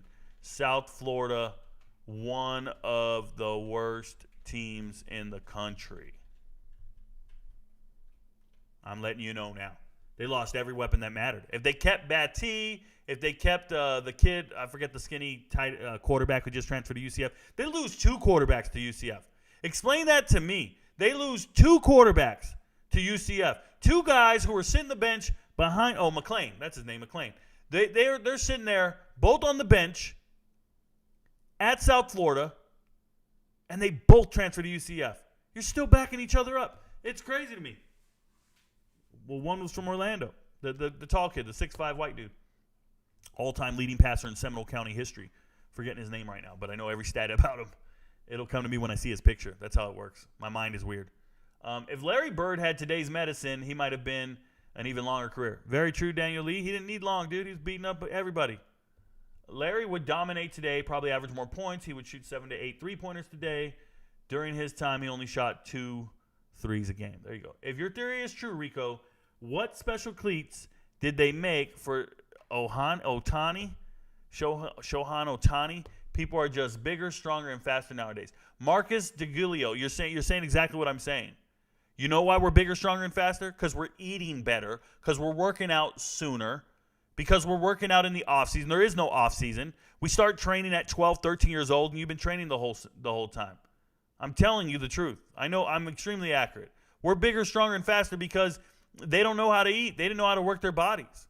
These dudes in the offseason were drinking 12-packs, showing up with beer bellies, and smoking cigarettes and drinking. Now, what do? Everybody's drinking body armor and taking a bunch of supplements. Where was creatine in the 70s and 80s? Where were all those supplements? Where was GNC? Was it on every single corner? Come on, man. This is crazy. You guys are talking insane. Shohei Ohtani, the baseball player, the guy who goes both ways? You kidding me? Rico, those shoes were in East Bay back in the day. Hey. Well, back in the day, I couldn't afford anything out of East Bay. Just letting you know. Twin Mance. Texas running back room will be illegal in 47 states. Well, it better be legal in all its states. Do you have a concern with armed forces and recruiting? Damon, not at all. I don't really care. I think that we are in a volunteer army. We always have been. There's no draft. I think there's a lot of dead weight in the Army and most of the military. I think there's a lot of people who don't earn their paycheck. I think there's a lot of people who go there and they're not, they don't need to be there. So stressing the lack of numbers and all this shit, I don't really worry about it. We still have, the largest budget out there, right? So we still have a ton of people in the military. I don't care if they retain or not. We want people to be there. The Army's not for everyone. Anybody who ever asks me, hey, what branch should I join? I don't ever give them the speech about how fulfilling it is, how great of a career you can have. It's everybody's cup of tea. It all depends on who you ask. Everybody's going to be an advocate. I don't say none of that. When somebody says, hey, Rico, should I join the Army? I say, do you respect authority, and do you like waking up early every morning? Do you like working out every day? Because you're going to be a professional athlete. You're going to get paid to work out every single day. And if you like that, then you're going to start every day on a good note. If you don't like working out, you're not going to like the military. If you don't respect authority, you're not going to like the military because there's always going to be somebody telling you what to do. So if you're one of them freelance dudes, I'm an entrepreneur. If you're one of these people, you're not going to make it. You're not going to make it. Join the military if you need it. I can remember when I was in the military. I'm still in the military, but when I was in basic training, we were upstairs on the 3rd floor looking downstairs, and this girl was quitting basic training. She was quitting. I'm not doing this anymore. Da-da-da. And the one thing she said to the drill sergeants after cussing them all out, and they let her go. By the way, they let her go. Failure to adapt, chapter whatever, they got her out. Not chapter 8, 13, 12, whatever it was. But they said, hey, get back in that bay, do those push-ups. They wanted her to buff a floor. She said, I don't need this, right? She's cursing. She goes, my daddy owns a car dealership. I go back and work the car dealership. I don't even need this, and I'm out of here. And she was so right. She had other options in life. She can go work the car dealership. She don't need this. But you know who needed this? Me. I needed that check. I wasn't quitting. I already had sold all my furniture for my apartment. I had an apartment. I was a sports writer. I was an automation programmer. I quit my jobs. I dropped out of my junior college. I said, I'm not playing ball this year. I'm out of here, bro. And I went to go join the Army. I couldn't back out now. Those are the people that need it. It's like Nate Diaz said, right? Rich people shouldn't fight. This is why Conor McGregor doesn't win fights. Because rich people shouldn't fight. You don't need it anymore. No. You're not for it. That's why Coach Prime wants defensive linemen from single mother households. You need to be hungry. You got to want it. You got to want to get up every. So the people for the military, recruiters don't know how to recruit. That's the reality. They're too young. They're not experienced enough to know how to recruit, and they think they got all these fancy ways of recruiting. Bro, I could out-recruit any recruiter. It's not because I'm a first sergeant. It's not because no. I know exactly who to target. I know the demographic. I know who to go talk to. Real talk. I can sit down and give it to the real. I could be like, yo, you guys ever want to buy a house? You know how impossible it is to buy a house? When you join the military, this is how we buy houses. Because they're not talking about VA. They call it a VA loan. That doesn't mean anything to a kid. If you talk to a kid and you say, hey, man, this is how you buy a house. This is how you buy a mom a house. You want to buy your mom a house? Let me show you how you do it. Because that's what everybody wants to do. Give back to their family. Give back to their parents. Get better than what they are. Take them out of poverty. You don't want me to step into that living room. I'm going to get them to join the military. Now, I don't want everybody. They take everybody and anybody. I don't want them. Trust me, as a first sergeant, I'm sitting there going, we need that guy out of here. We need that guy out of here. Hey, Top, well, he failed his PT test, but Top, can we keep him in? I remember this one guy got a DUI, and they walked in 3 deep. This platoon sergeant, the kid, he was a staff sergeant, this, that, and his wife. Talking about we need him. We need this job. He's got 3 kids. We can't. Nah, bro. My recommendation, send him home. Why are you doing that, Top? Why are you doing that? Because I make decisions for the good of the Army. I make decisions for the good of the Army. I'm not worried about the individual person. I'm worried about the entire entity. So when you ask me, am I concerned with armed forces and the recruiting? Nah. There's so much dead weight there. They got to go. That's how I feel. Sorry for the rant, y'all. Evening, Rico. Sko Buffs, go Dogs. What dogs? What dogs, Jim Vance? Oh, Jim Vance is a Fresno State fan. Ain't seen you in a minute, bro. Go Dogs. So he's a Fresno State fan. Shout out to you. Go Dogs. Is Jack Canagalon really the next Hotani when he makes his way into the league? Bro, Juan Gutierrez. I can't even read these names. You're talking about baseball? I couldn't watch a baseball game if I tried. The national championship's on right now for college, and I'm not watching it. That should tell you how much I dislike baseball. I hate basketball too. I watch basketball, not the NBA. I watch March Madness. Don't miss a game. But baseball, I can miss all of it. They tell me the score was 24-4 last night. 24-4, and you're going to win the national title, or you're going to lose it, whatever. We're still talking about who's going to be the national champ. You just lost 24-4. You have no right to even play again. I just scored 24 runs on you. What are we doing? It's a weird sport, bro. You lose 24-4 and you still got to play? Come on. Can't lie, Jordan Love played decent last year when he came in versus the Eagles. You can lie. Don't say can't lie. You can lie. You're capable of lying.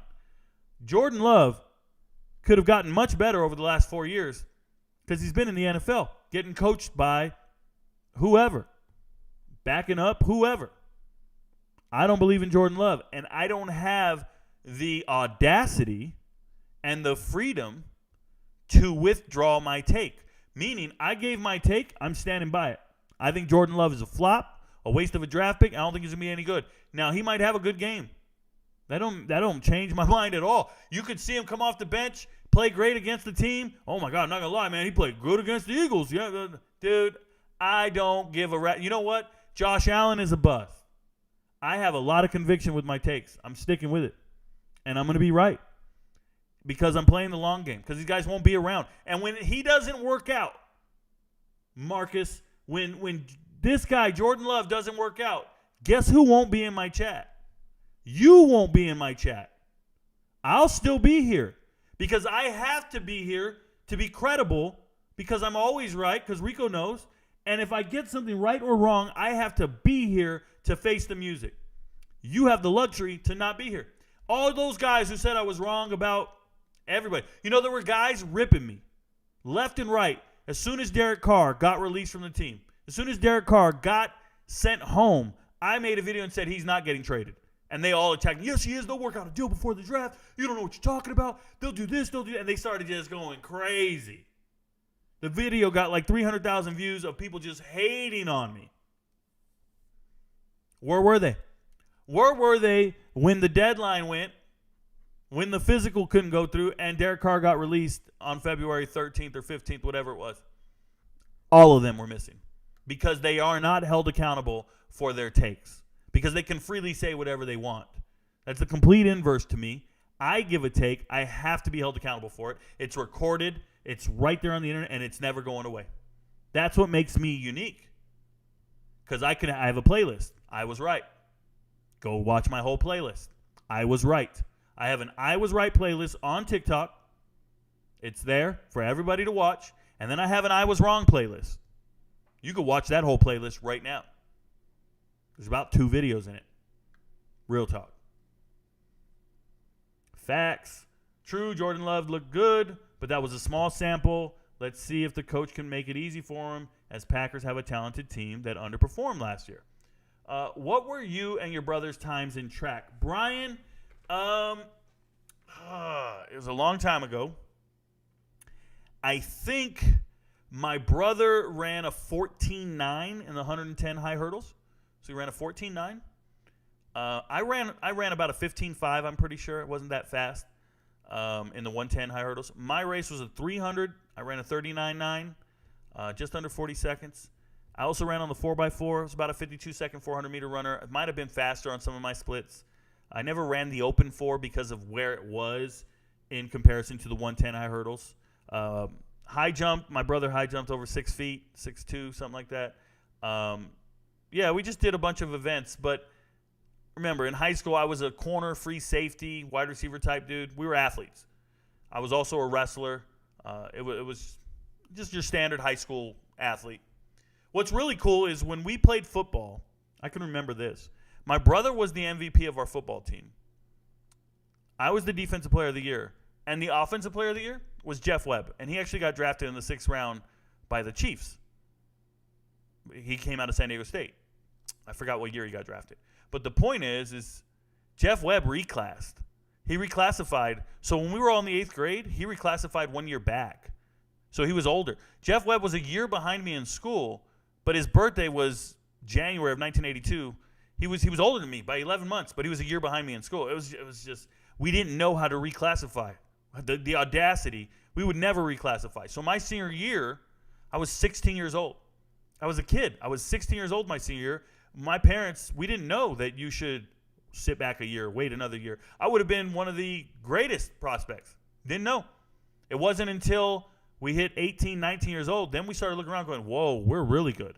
But by this time, I'm JUCO route. My brother's already in the Army, and we're not. And all our friends are at the FBS level. And it's like, damn, we didn't know. Education is important. And that's why I try to talk to parents now about how to set their kids up for success and how to learn from that mistake. But it doesn't bother me. Sometimes I think about what if. Sometimes. But you get over it, man. You're 40. You live one life. And I'm not mad because I joined the Army, became great, was an all-Army fighter. I've been an MMA fighter for 20 years. I can do that for a living. I can teach fighting. I'm still a world-class athlete. I still can do other things. I just had to apply myself elsewhere, right? It's all good. But, yeah, that's how that went. I believe I used to run a mile somewhere in the high 4s, low 5s. I know when I joined the Army, I was running 5s, low 5s.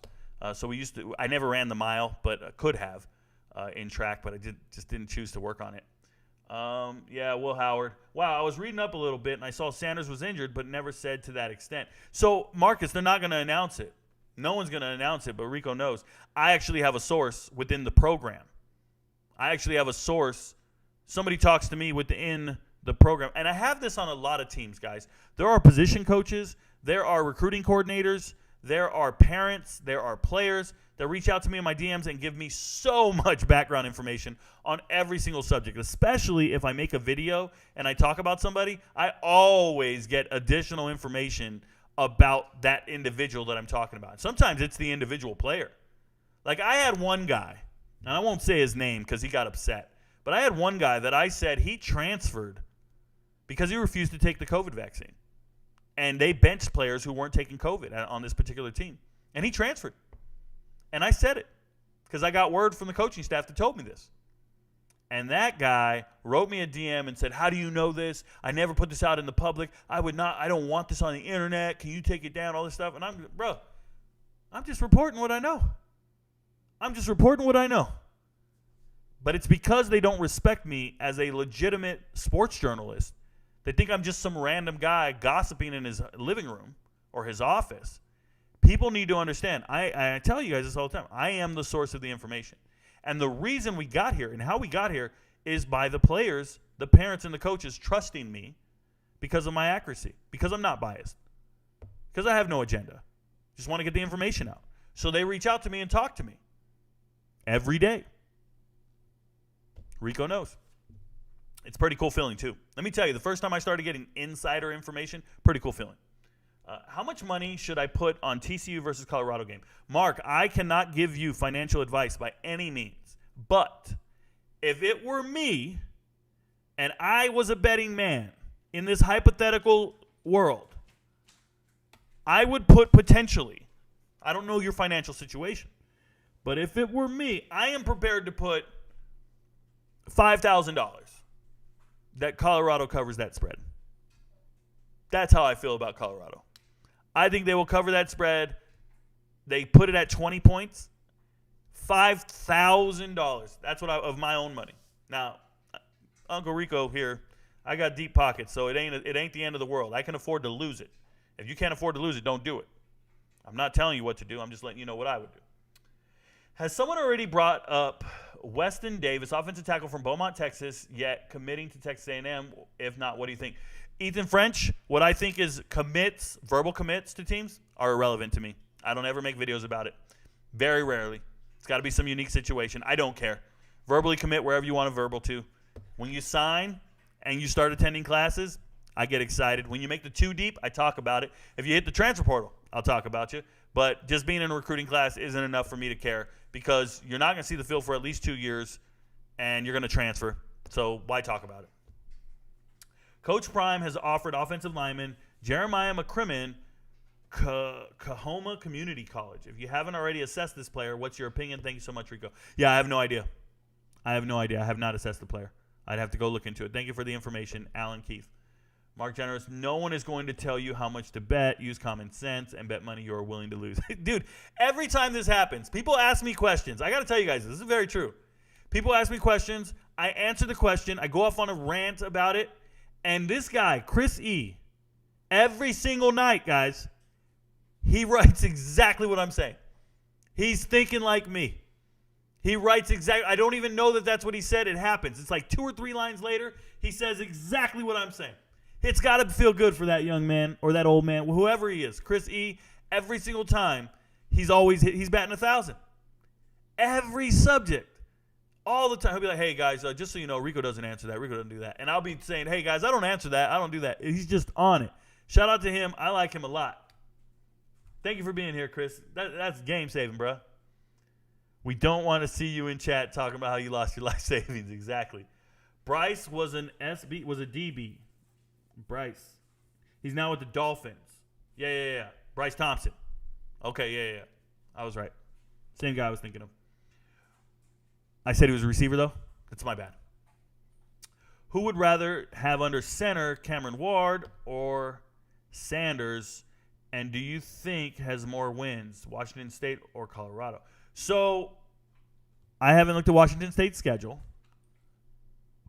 Personally, I don't think you're going wrong with either one, so I like both of them. So there's not one I would pick over the other, James. I think it's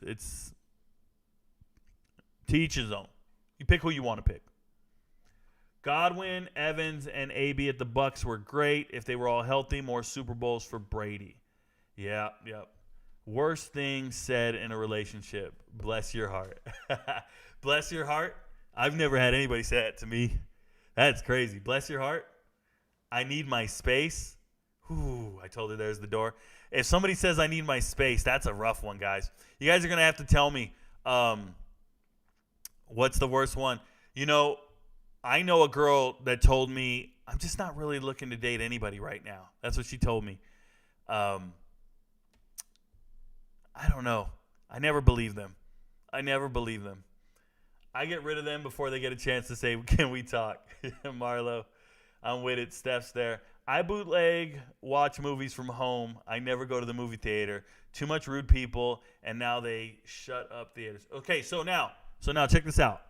Chris E., I won't bootleg anything. I like going to movie theaters. I like nachos and a drink while I'm watching my movie. I like to feel it and hear it and all that other good stuff. Nobody's ever rude to me. I'm a monster.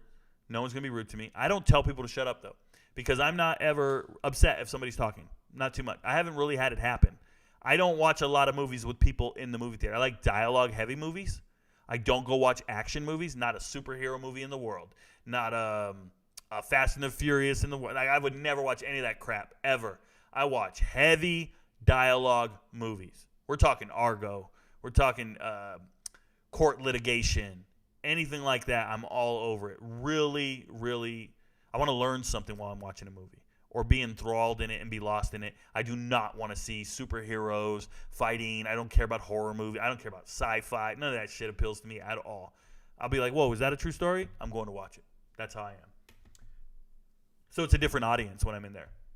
Chris, since you said USC might have the best wide receiver core, the best wide receiver in the Pac-12, what school do you think to have the fastest wide receiver room in the Pac-12? Everybody's looking for a Colorado answer. It's a little much. Mustard and golf balls comes from 2021. Ole Miss at Tennessee, a late controversial call. Didn't go the Vols' way, so they trashed their field. They threw trash and golf balls, and someone threw a mustard at Lane. Okay, there you go. Now Rico knows. Ivo, are you talking about a different Chris? I never said USC has the fastest wide receiver. Rico knows said he will do a video on fastest wide receivers. I don't have the patience to watch tapes. Shout out to you, Chris. E-Branch is crazy fast. Most wide receivers are. Was Kaepernick a system player when he was with the 49ers? So Kaepernick was, he's not even worth talking about. Kaepernick was not a very good player. Like, initially he was good, and then he just lost his starting job, just went away because he couldn't do certain things that they needed from the quarterback position. So he just went away from him, and then he's losing his job, and he decides to start kneeling, decides to become a martyr and make it about racial issues or something. But the reality is he was a football player about to lose his job, his career, and he wasn't very good. That's the reality. I watched him a ton. Not very good. You sure Hurts isn't elite, Rico? He's only had a couple bad games from college to now. Yeah, Money, I don't think he's elite. I use the term elite for 3 quarterbacks, and I leave it at that. There's 3 quarterbacks I think that are elite. Joe Burrow, Trevor Lawrence, and Patrick Mahomes. Those are my 3 elite quarterbacks. I don't really worry about anybody else. Nope. You can be good. You can play good. You can be on a good team. You can win some games. But there are 3 quarterbacks that put the ball where no one else can, that just do it the right way. Ballers. And those 3, to me, are generationally talented. Yes, Combos. Yeah, Zachariah Branch is pretty fast, but I don't think he's the fastest. USC definitely has a stud wide receiver squad.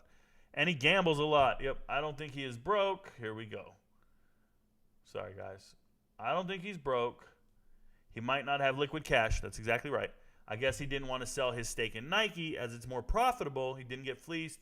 He can borrow against his asset. He has options. So, yeah, Chris E., I believe he borrowed against his asset to make the investment. Okay, everybody make this clear. He borrowed against his asset to get the money to put into the hedge fund. Once the hedge fund failed, now you have a debt you need to pay.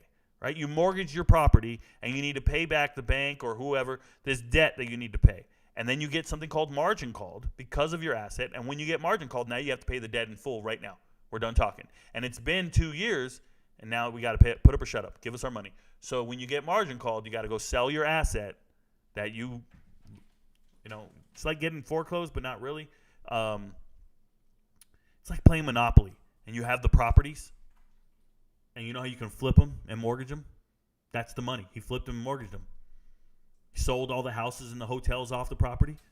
But then once you flipped and mortgaged it, now you're out of money. Then if you land on one more spot, now you really got to pay. Now you got to give away now you got to give them your properties. That's exactly what happened. Straight up. Trading places, Monopoly. Nonetheless, what about Jordan's shoe revenue? Yeah, shoe revenue. Once you start getting shoe revenue, and he's had shoe revenue for 30 years. And it hasn't increased his net worth. He's worth $2.1 billion before the sale.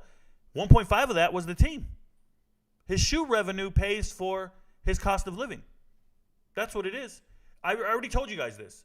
If you have a $50,000 credit card bill and you make $20,000 a year, every single year for the rest of your life, you're never going to pay off that $50,000 credit card. You're just not. There's too much interest. You got to pay for your cost of living. That $20,000 doesn't cover the bill. So if you make $200 million a year, that's not enough to pay off $500 million. It's not like we make $200 million a year. All he needs is 3 years, then he can pay off the $500 million. In a couple of years, he'll be back up. No. He makes $200 million a year, and he has $200 million a year expenses. Overhead. He's got employees. You think the Jordan brand that he owns doesn't have employees? He's got CEOs he needs to pay and advertising and marketing, and he runs the brand. Yeah, he owns the brand. I wish people understood. Taxes, like his margin. You own an NFL team. Do you know how much money the owners make on an NFL team every year? Owners on an NFL team make about $24 million a year. $24 million a year is what they make. Not billions. This is after you pay all the players, after you pay all the employees, after you pay all the coaches. You pay the stadium fee, and you pay for concessions, and you pay for security, everything. All the labels and the rights and all this stuff. The end of the day, their profit is about $24 million a year on a good team in the NFL. On a good team, $24 million. It's nothing. I mean, it's minute. It's irrelevant. And the reason they hang on to the team, though, the real value is when you go to sell it. The real valuation is when you go to sell it. Look, I could show you guys this. Instead of talking to you about it, let me show you guys something. Sorry about that. Let me show you guys something. Let's go up here. And let's pull up Jerry Jones. Jerry Jones' net worth. His net worth is $13.2 billion. Okay? Now, Cowboys net worth.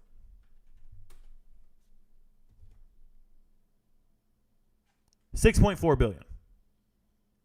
Half of Jerry Jones' net worth is the Cowboys. Half of it. And he's a multi-billionaire from all this other stuff, right? But if you have the Cowboys, and you've had the Cowboys for 30 years, and the team is worth $6 billion, how much have you made? They say he's made $6 billion in 30 years. You couldn't imagine only making $6 billion in 30 years if you had the Cowboys for 30 years. The amount of jersey sales, the amount of concessions, you built a new stadium, you do this, you're the most popular team in the world. But they're worth billions, right? But if you read it, their payroll's here.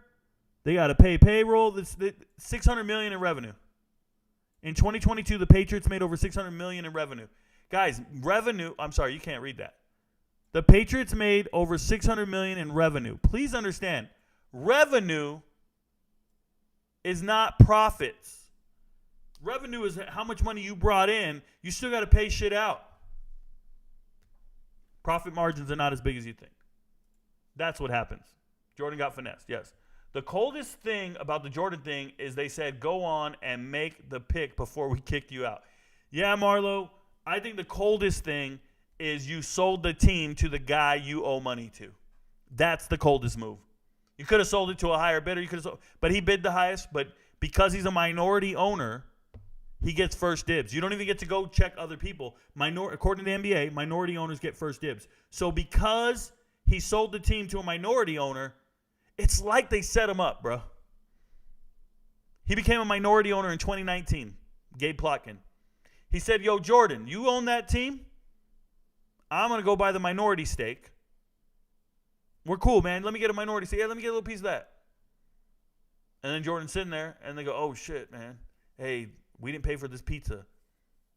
Hey, they want us to pay for pizza. Oh, don't worry, man. Hey, I know I just ate a little bit. Let me eat the whole pizza. I'll pay for it. Oh, okay, yeah. Yeah, I'll eat the whole pizza. I'll pay for it. And then you won't have a bill anymore. Okay. Yeah, because I ain't got no cash on me right now.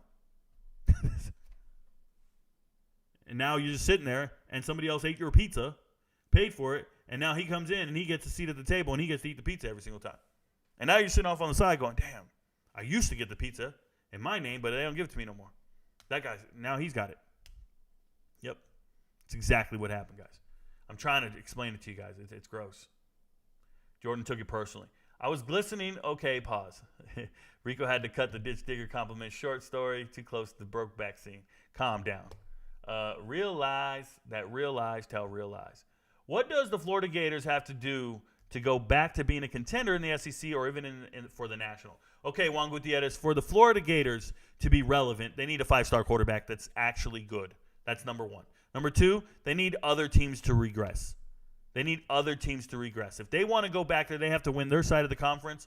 Georgia's up there. Tennessee just got a new hire in Josh Heupel, who's actually got them towards the top of the division. Now that they're going to get rid of their divisions, they need the playoffs to expand. They need a 5-star quarterback. Graham Mertz isn't going to do it.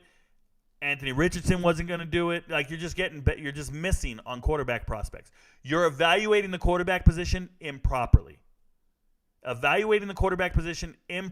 what's more important is when you go sign a guy like Graham Mertz out of the transfer portal, you're still doing it improperly because he's not any good. So who in your staff said, yo, that's a good guy to sign? We should get that guy. Who did that? Because he's terrible. As soon as I turn on the tape on Graham Mertz, I'm like, whoa, this guy can't throw more than 20 times a game or we're losing. I did the math. I did the research. I did the data. He throws more than 20 times a game, they lose. Graham Mertz cannot take a snap under quarterback. But all they want to do is hand off. You got 3 running backs now. You got 3 running backs, hand off, and play good defense. We'll see how it works. Somebody's got to lose in the SEC. Are you going to watch the USFL Championships this upcoming Saturday? I really want the USFL and the XFL to be a mainstay as it's relatively pretty good players. Yeah, I love it. Pithin, I love it, David. I love the hell out of it. XFL finals, will I be on? I don't think so. I think I'll be doing the UFC fights because I already do those. I'll probably be doing the fights, but I watch the replays. I will support the USFL and the XFL until they go away. I want them to be around forever. I want players to get opportunities to make it in the league. I want guys to get opportunities to play football for a living and pursue their dream. I'm all for it.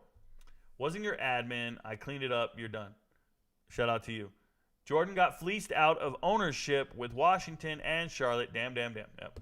Why do the military schools run option? AJ interviews, it's pretty simple.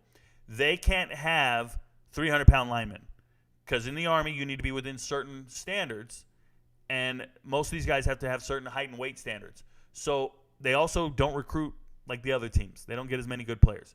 They have players. So when you go to the military academies, after 2 years, you can choose to depart from the university. You have to make a decision. Are you going to commit to your service, or are you going to transfer and get out? So a lot of players change their mind about committing to their service, get out, and leave. The guys who stick around, most of them are not FBS caliber players. So the fact that all 3 military academies are at the FBS level is ridiculous. They should probably be at the FCS level, but it's all marketing and propaganda, and it's a way to make money. So the only way to be competitive, kind of even the playing field. Make it ugly. Get dirty, right? Just go in there and just start doing it. It's like a slugfest almost. So run an option, run a scheme that works for you, because they're not going to get any 5-star quarterbacks. They're not going to get anybody with a big arm. They're just going to get guys who can go out there, run some triple option, kind of levels the playing field. If Marcus Stokes balls out at West Florida, you think bigger programs will offer him to transfer, or do they ignore him because of the incident? So Juan Gutierrez, if you guys don't know what he's talking about, Marcus Stokes is the white quarterback who used the N-word while rapping along to a song, and he was going to go to Florida initially, and Florida pulled a scholarship. So after using the N-word, he was out of a scholarship. But this is a really good player. He's going to be a quarterback in the SEC. So Marcus Stokes gets offered by 2 HBCUs, and then at the last second, he commits to the Argonauts, West Florida, Division II school. Same school that had Austin Reed at Western Kentucky. He was at West Florida before that. And I think if he balls out, I don't think he gets an opportunity right away. I think he should stay for at least 2 years. But yeah, I think programs will take a chance on him, man. You got to learn from your mistakes. It wasn't terrible. It wasn't something intentional. He was rapping along to a song and he dropped an N-word. Skip the lyrics. Listen to edited versions. Stop listening to rap. I don't care what you do. I sing to a lot of songs. It's just not in my vocab. It's just not how we get down. So the kid will learn. It was a terrible mistake. Hard lesson to learn in front of the world. We've all learned our lessons. That's a hard lesson to learn in front of the world. I don't hold it against him, though. He's a kid. Do you think Cameron Seldon will see the field this year at Tennessee? Curvell Ball, I don't worry about that kind of stuff. I'm not sure. I'd have to look at the depth chart, see how guys performed in the spring. I don't want to make an assessment. I owe you an answer. I'll get back to you. If I see you again and you're in my chat tomorrow, You can ask me. I'll have an answer. I'm writing his name down. Whenever I write a player's name down, that just means I need to do additional research. I want to speak intelligently about your question, and I don't want to be wrong. So that one I'll need some time on. See you tomorrow, and we'll see what happens. Hope to see you here tomorrow. Ask the same question. Be consistent, be persistent, and eventually I'll get your answer. One night, a guy kept asking me about a linebacker from North Texas. He had to ask me 5 days in a row before I finally got around to watching the film, just because so much other stuff was going on. So I owe you an answer. That's the great thing about baseball. No matter what happens, there's always tomorrow. That's a terrible thing. That's a terrible thing. If you lose, there shouldn't always be a tomorrow. There should be consequences for your losses. The fact they play 162 games to figure out who the real winner is absurd to me. I don't like the sport because of it. I think they just dragging it on. I think it's a money grab. Zach Wilson will learn and be better after sitting behind A-Rod. He has the tools. Yeah, LaRocco Glaze, unfortunately, he doesn't have leadership traits. Maturity, leadership traits, and accountability are essential to leading men into battle. They're essential to leading men in a locker room. I really feel that way, and he doesn't have it. So Zach Wilson is a talented quarterback. He can throw the rock, but he's going to need to go somewhere else. He's going to need to go to a different locker room with a different group of guys that he hasn't let down, that he hasn't hurt, that he hasn't thrown under the bus. His refusal to apologize at that press conference last year and hold himself accountable for having a terrible second half against the Patriots, that's the type of stuff that just can't happen in the NFL. It's childish. You just can't. You can't respect it. So he has no respect from that locker room. You cannot lead that locker room on the field. You just can't. I don't care about Jordan Love. You just said he hasn't played a good game since his junior year, and he did play decent that game versus the Eagles. Don't take your feelings out on me. Marcus, there's no feelings in here, dude. I just state facts. You seem very argumentative. This is not the place to do it. Don't come to my channel with an argumentative stance. That's not what we're here for. I don't sit up here every single day to debate you like you're Skip Bayless or you're Shannon. Like that doesn't appeal to me in any way. I do this podcast to educate the masses, to share information with everyone, because Rico knows. I don't come in here to get quizzed and debate you and argue. This is not your show. I don't care what you say. If you keep up with the negative connotation or tone, I'll just mute you. I don't care. I never noticed you were here to begin with. That's how I feel about it. So we'll keep it moving. It's real. Zach is a bust. Don't do that. Yo, Rico, what I miss? Indecisive Angel, start the show over, put it at 1.5 playback speed, and you miss nothing. That's all you got to do. Hit the little cogwheel, hit playback speed, pick 1.5. You'll catch up eventually. Anybody who shows up late, that's all you got to do. You miss nothing. What are the chances Kyle Trask has a good year of being the starter for the Bucs if Baker stinks it up? So Juan Gutierrez, that's absurd.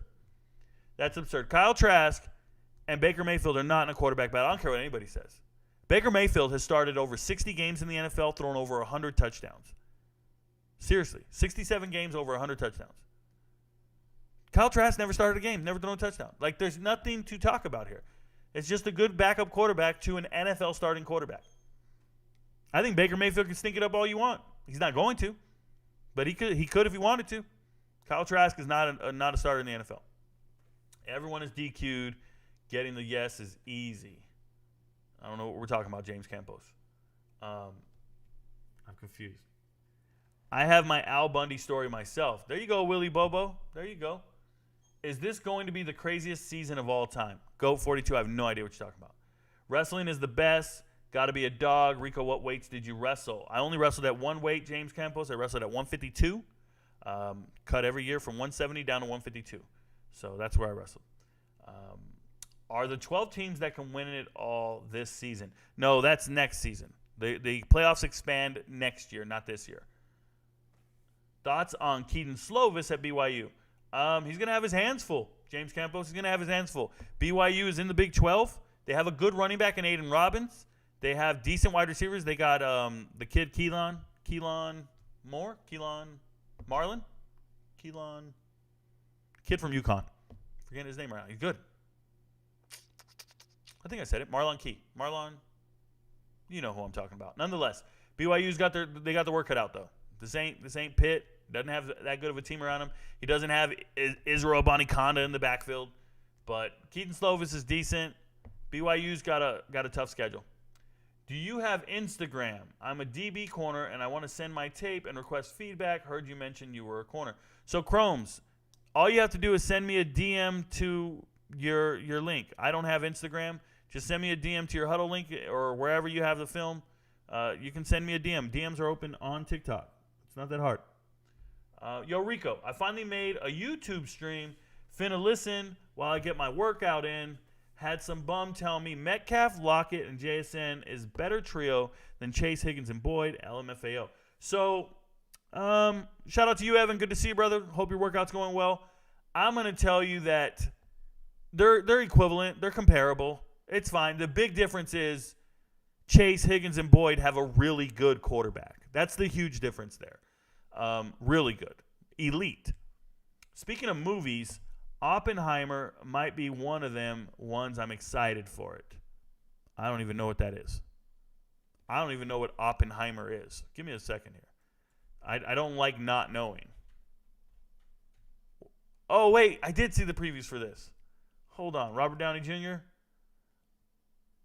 The Manhattan Project thingy? Yeah. It's interesting. That's my bag. Thoughts on the Cal running back room? So they got a transfer who's actually doing really well. The kid from Oregon? Let me see here. Cal running back. Or let's go Cal depth chart. So what's crazy is everybody talks about Jaden Ott. And Jaden Ott's a good running back. Check this out, guys. Jaden Ott's a good running back. But Byron Cardwell showed up this spring and just started balling out of control. It's been awesome. All right? But if you look, this is your wild card over here. Isaiah Infante. Isaiah Infante is the all-time leading rusher from Montana State. All-time leading rusher at Montana State, FCS level. Transferred to San Jose State in the winter. Was there for a couple months. Hit the transfer portal after spring ball and transferred to Cal. It's the craziest thing ever. This guy goes from FCS to San Jose State. Says, nah, it's too easy here, bro. I need to go big time. And then goes to Cal. Isaiah Infante has dreams of being in the NFL. He was injured last year, but I think he's the wild card. But either way, Cal has 3 really good running backs. They have 3 really good running backs. They have transfers, though. You see all these guys right here? They have TR next to them. King Doru, transfer from Purdue. Okay? Let me show you. Justin Williams Thomas, transfer from Tennessee. Now, he transferred way too early for me. Okay? Being from Georgia, I watched him play. But leaving Tennessee so fast really bothered me as a freshman. But, hey, I think Cal's paying money, guys. I think Cal is in that NIL game. I think Cal is in a better space than, say, I think my live feed just froze. Give me a second here. There we go. My camera froze. I'm back. I think Cal's in a better space than Stanford because they can actually spend money and get transfers. So shout out to them. If I keep touching my head like this, there's a mosquito somewhere around me in my house, and it's paranoid. It's got me paranoid. I apologize, guys.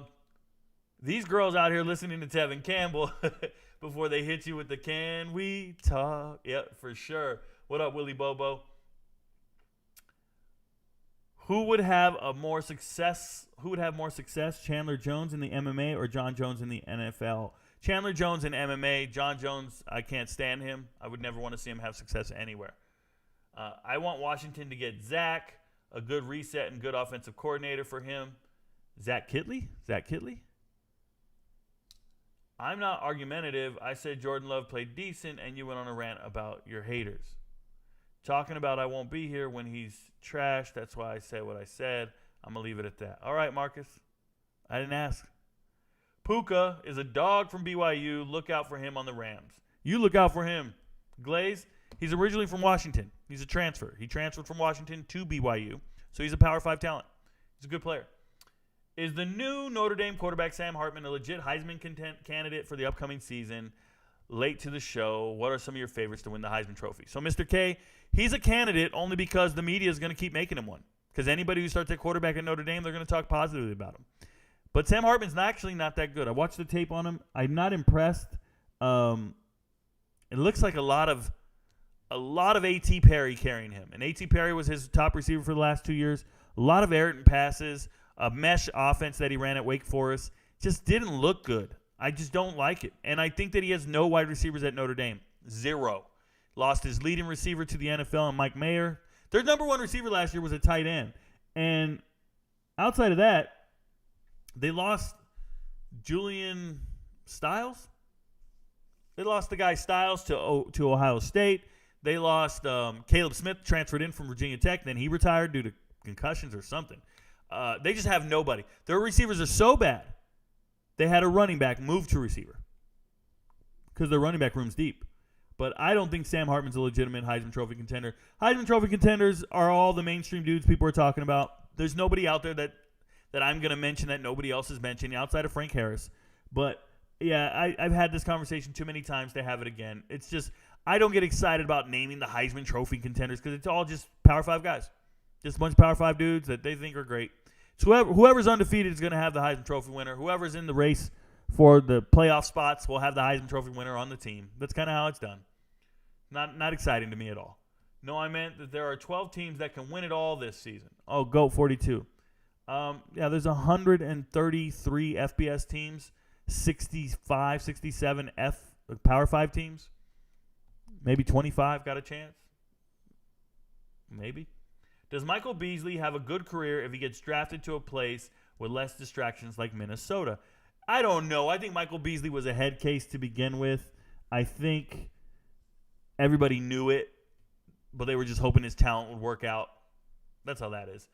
We will see a decline in walk-ons with the transfer portal if a player can put himself in a position to play at a lower level and potentially transfer up in competition for actual opportunity. No, David Pithen. Nope, and nope again.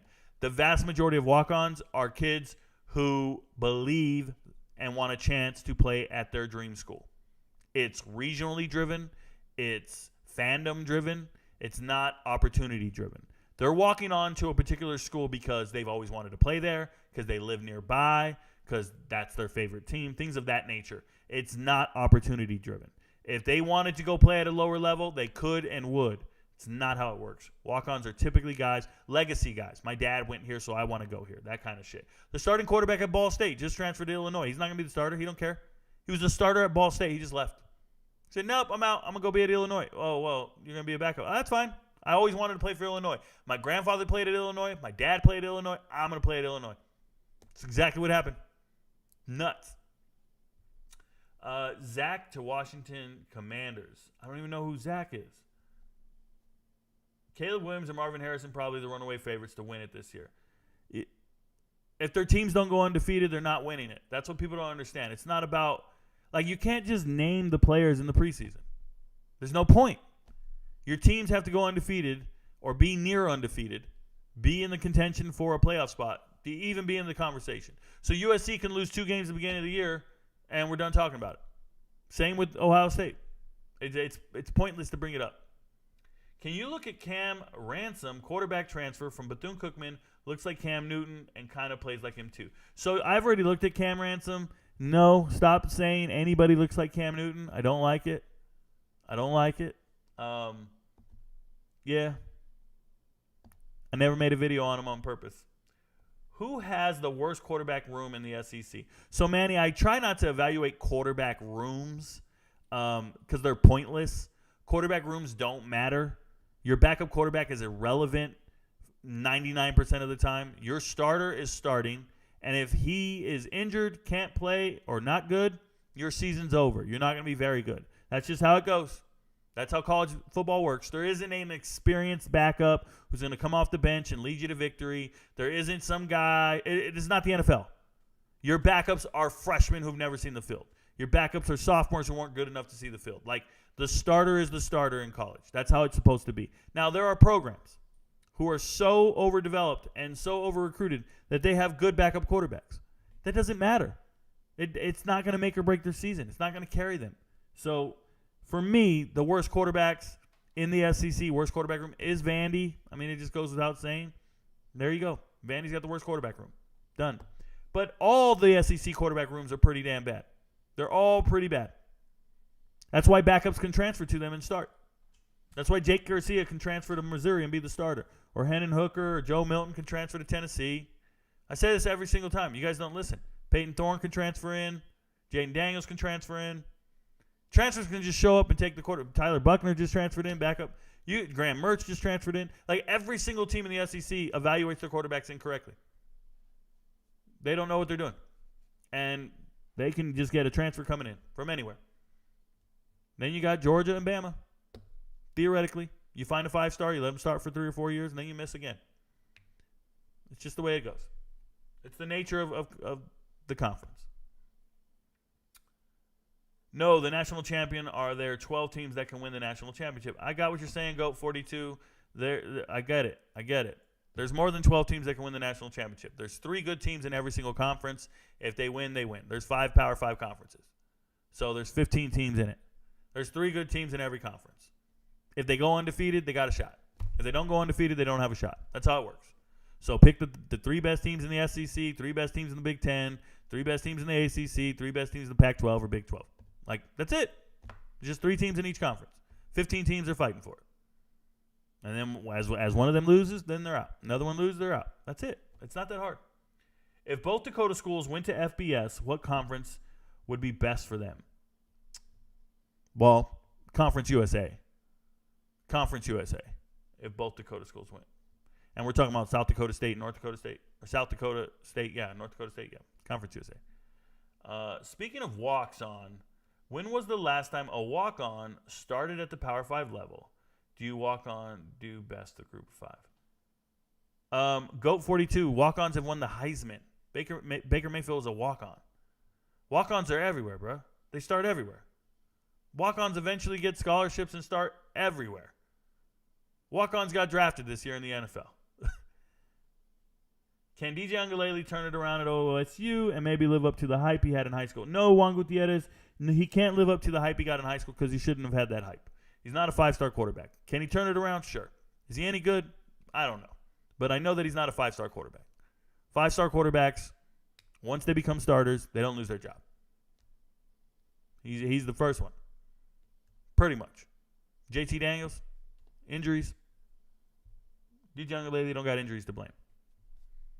Is Travis Hunter and Shedeur NFL draft first rounder? Mr. K, that's an absurd question. No, first and foremost, they've done nothing to warrant being drafted in the first round. Nothing. You have to play the games. You have to play football.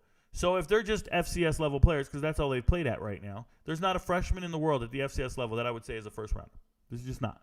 So Travis Hunter's out of the conversation right now. Okay.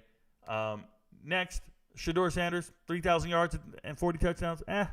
It's good. It's not going to get you drafted in the first round. The best FCS quarterback I ever seen moving up was Bailey Zappi, and he was a 3rd-round draft pick. No. If they play great this year and they look the part, then we can have that discussion. But I can't make that discussion. I cannot say stuff like that right now, guys. You guys ask me questions that cannot be answered like that, like right now. That's just crazy. Thoughts on Jaden Daniels? I think he's a good quarterback. I think he's smart. I think he took a lot of sacks last year, and I think he gets better this year. So what about Arkansas's quarterback room? Once again, GOAT 42, quarterback rooms don't matter. They have a great starting quarterback. Nothing else matters. Nothing. They got a transfer, and he's good. He'll be good next year. Nothing matters. Brian Bullsworth was a walk-on dog and has a great movie about him. Yeah, he does. It's the Bullsworth Award. The award for best walk-on every year is called the Bullsworth, and it's named after Brian Bullsworth. So that's how that goes. But there's walk-ons every year that are great and getting awards everywhere. Hey, guys, it was nice talking to everybody tonight. I appreciate you guys being here. Just remember, your friends don't know, but Rico knows. I appreciate who won the baseball. Who won the baseball? Who won the baseball? Somebody tell me who won the national championship. Is that game still going? Because if it's still going, you guys got to tell me. Did somebody win it? Missed it? I don't know who won it. Shout out to whoever won it. Move I've only seen from time to time in my dreams. I do this for you. I do this for my mother, who's finally clean and no longer a fan. I do this for you. I do this for my sister, my wife and my kids, cause they part of the team. I do this for all the naysayers and haters who made me one of the greatest. I know it kills you inside, that's why I do this for you. I do this for my father, who I've only seen from time to time in my dreams. I do this for you. I do this for my mother, who's finally clean, no longer a fan. I do this for you. I do this for my sister, my wife and my kids, cause they part of the team. I do this for all the naysayers and haters who made me one of the greatest. I know it kills you inside, that's why I do this for you. I do this for the kids who sit a bit outside the mix, who maybe cope through humor just to fit in for a bit, who never let the world know when depression's setting in. To all of those who know you, that impression don't exist, and it ain't counterfeit, it's just a way to counter it. I'm living things I dreamed about, I still encounter it. It ain't something that a cigarette or alcohol can fix, but all because of it, I flipped it quick, went on to write some hits. This a success, off another breath. This the first step in searching to be nothing less than be the best in what you do to prove their strength in being you. Learn so much in chasing dreams that I never would in school. Depends on where your passion lie, just no passion never lie. Life presents distractions, but your actions have to fortify the things that you believe in. Have to scream it like a battle cry and leave the ones who didn't looking stupid while they're asking why. Couldn't lie, I really do this for the ones I love. Those who treat the music as a vice and lyrics like a drug. Those who need advice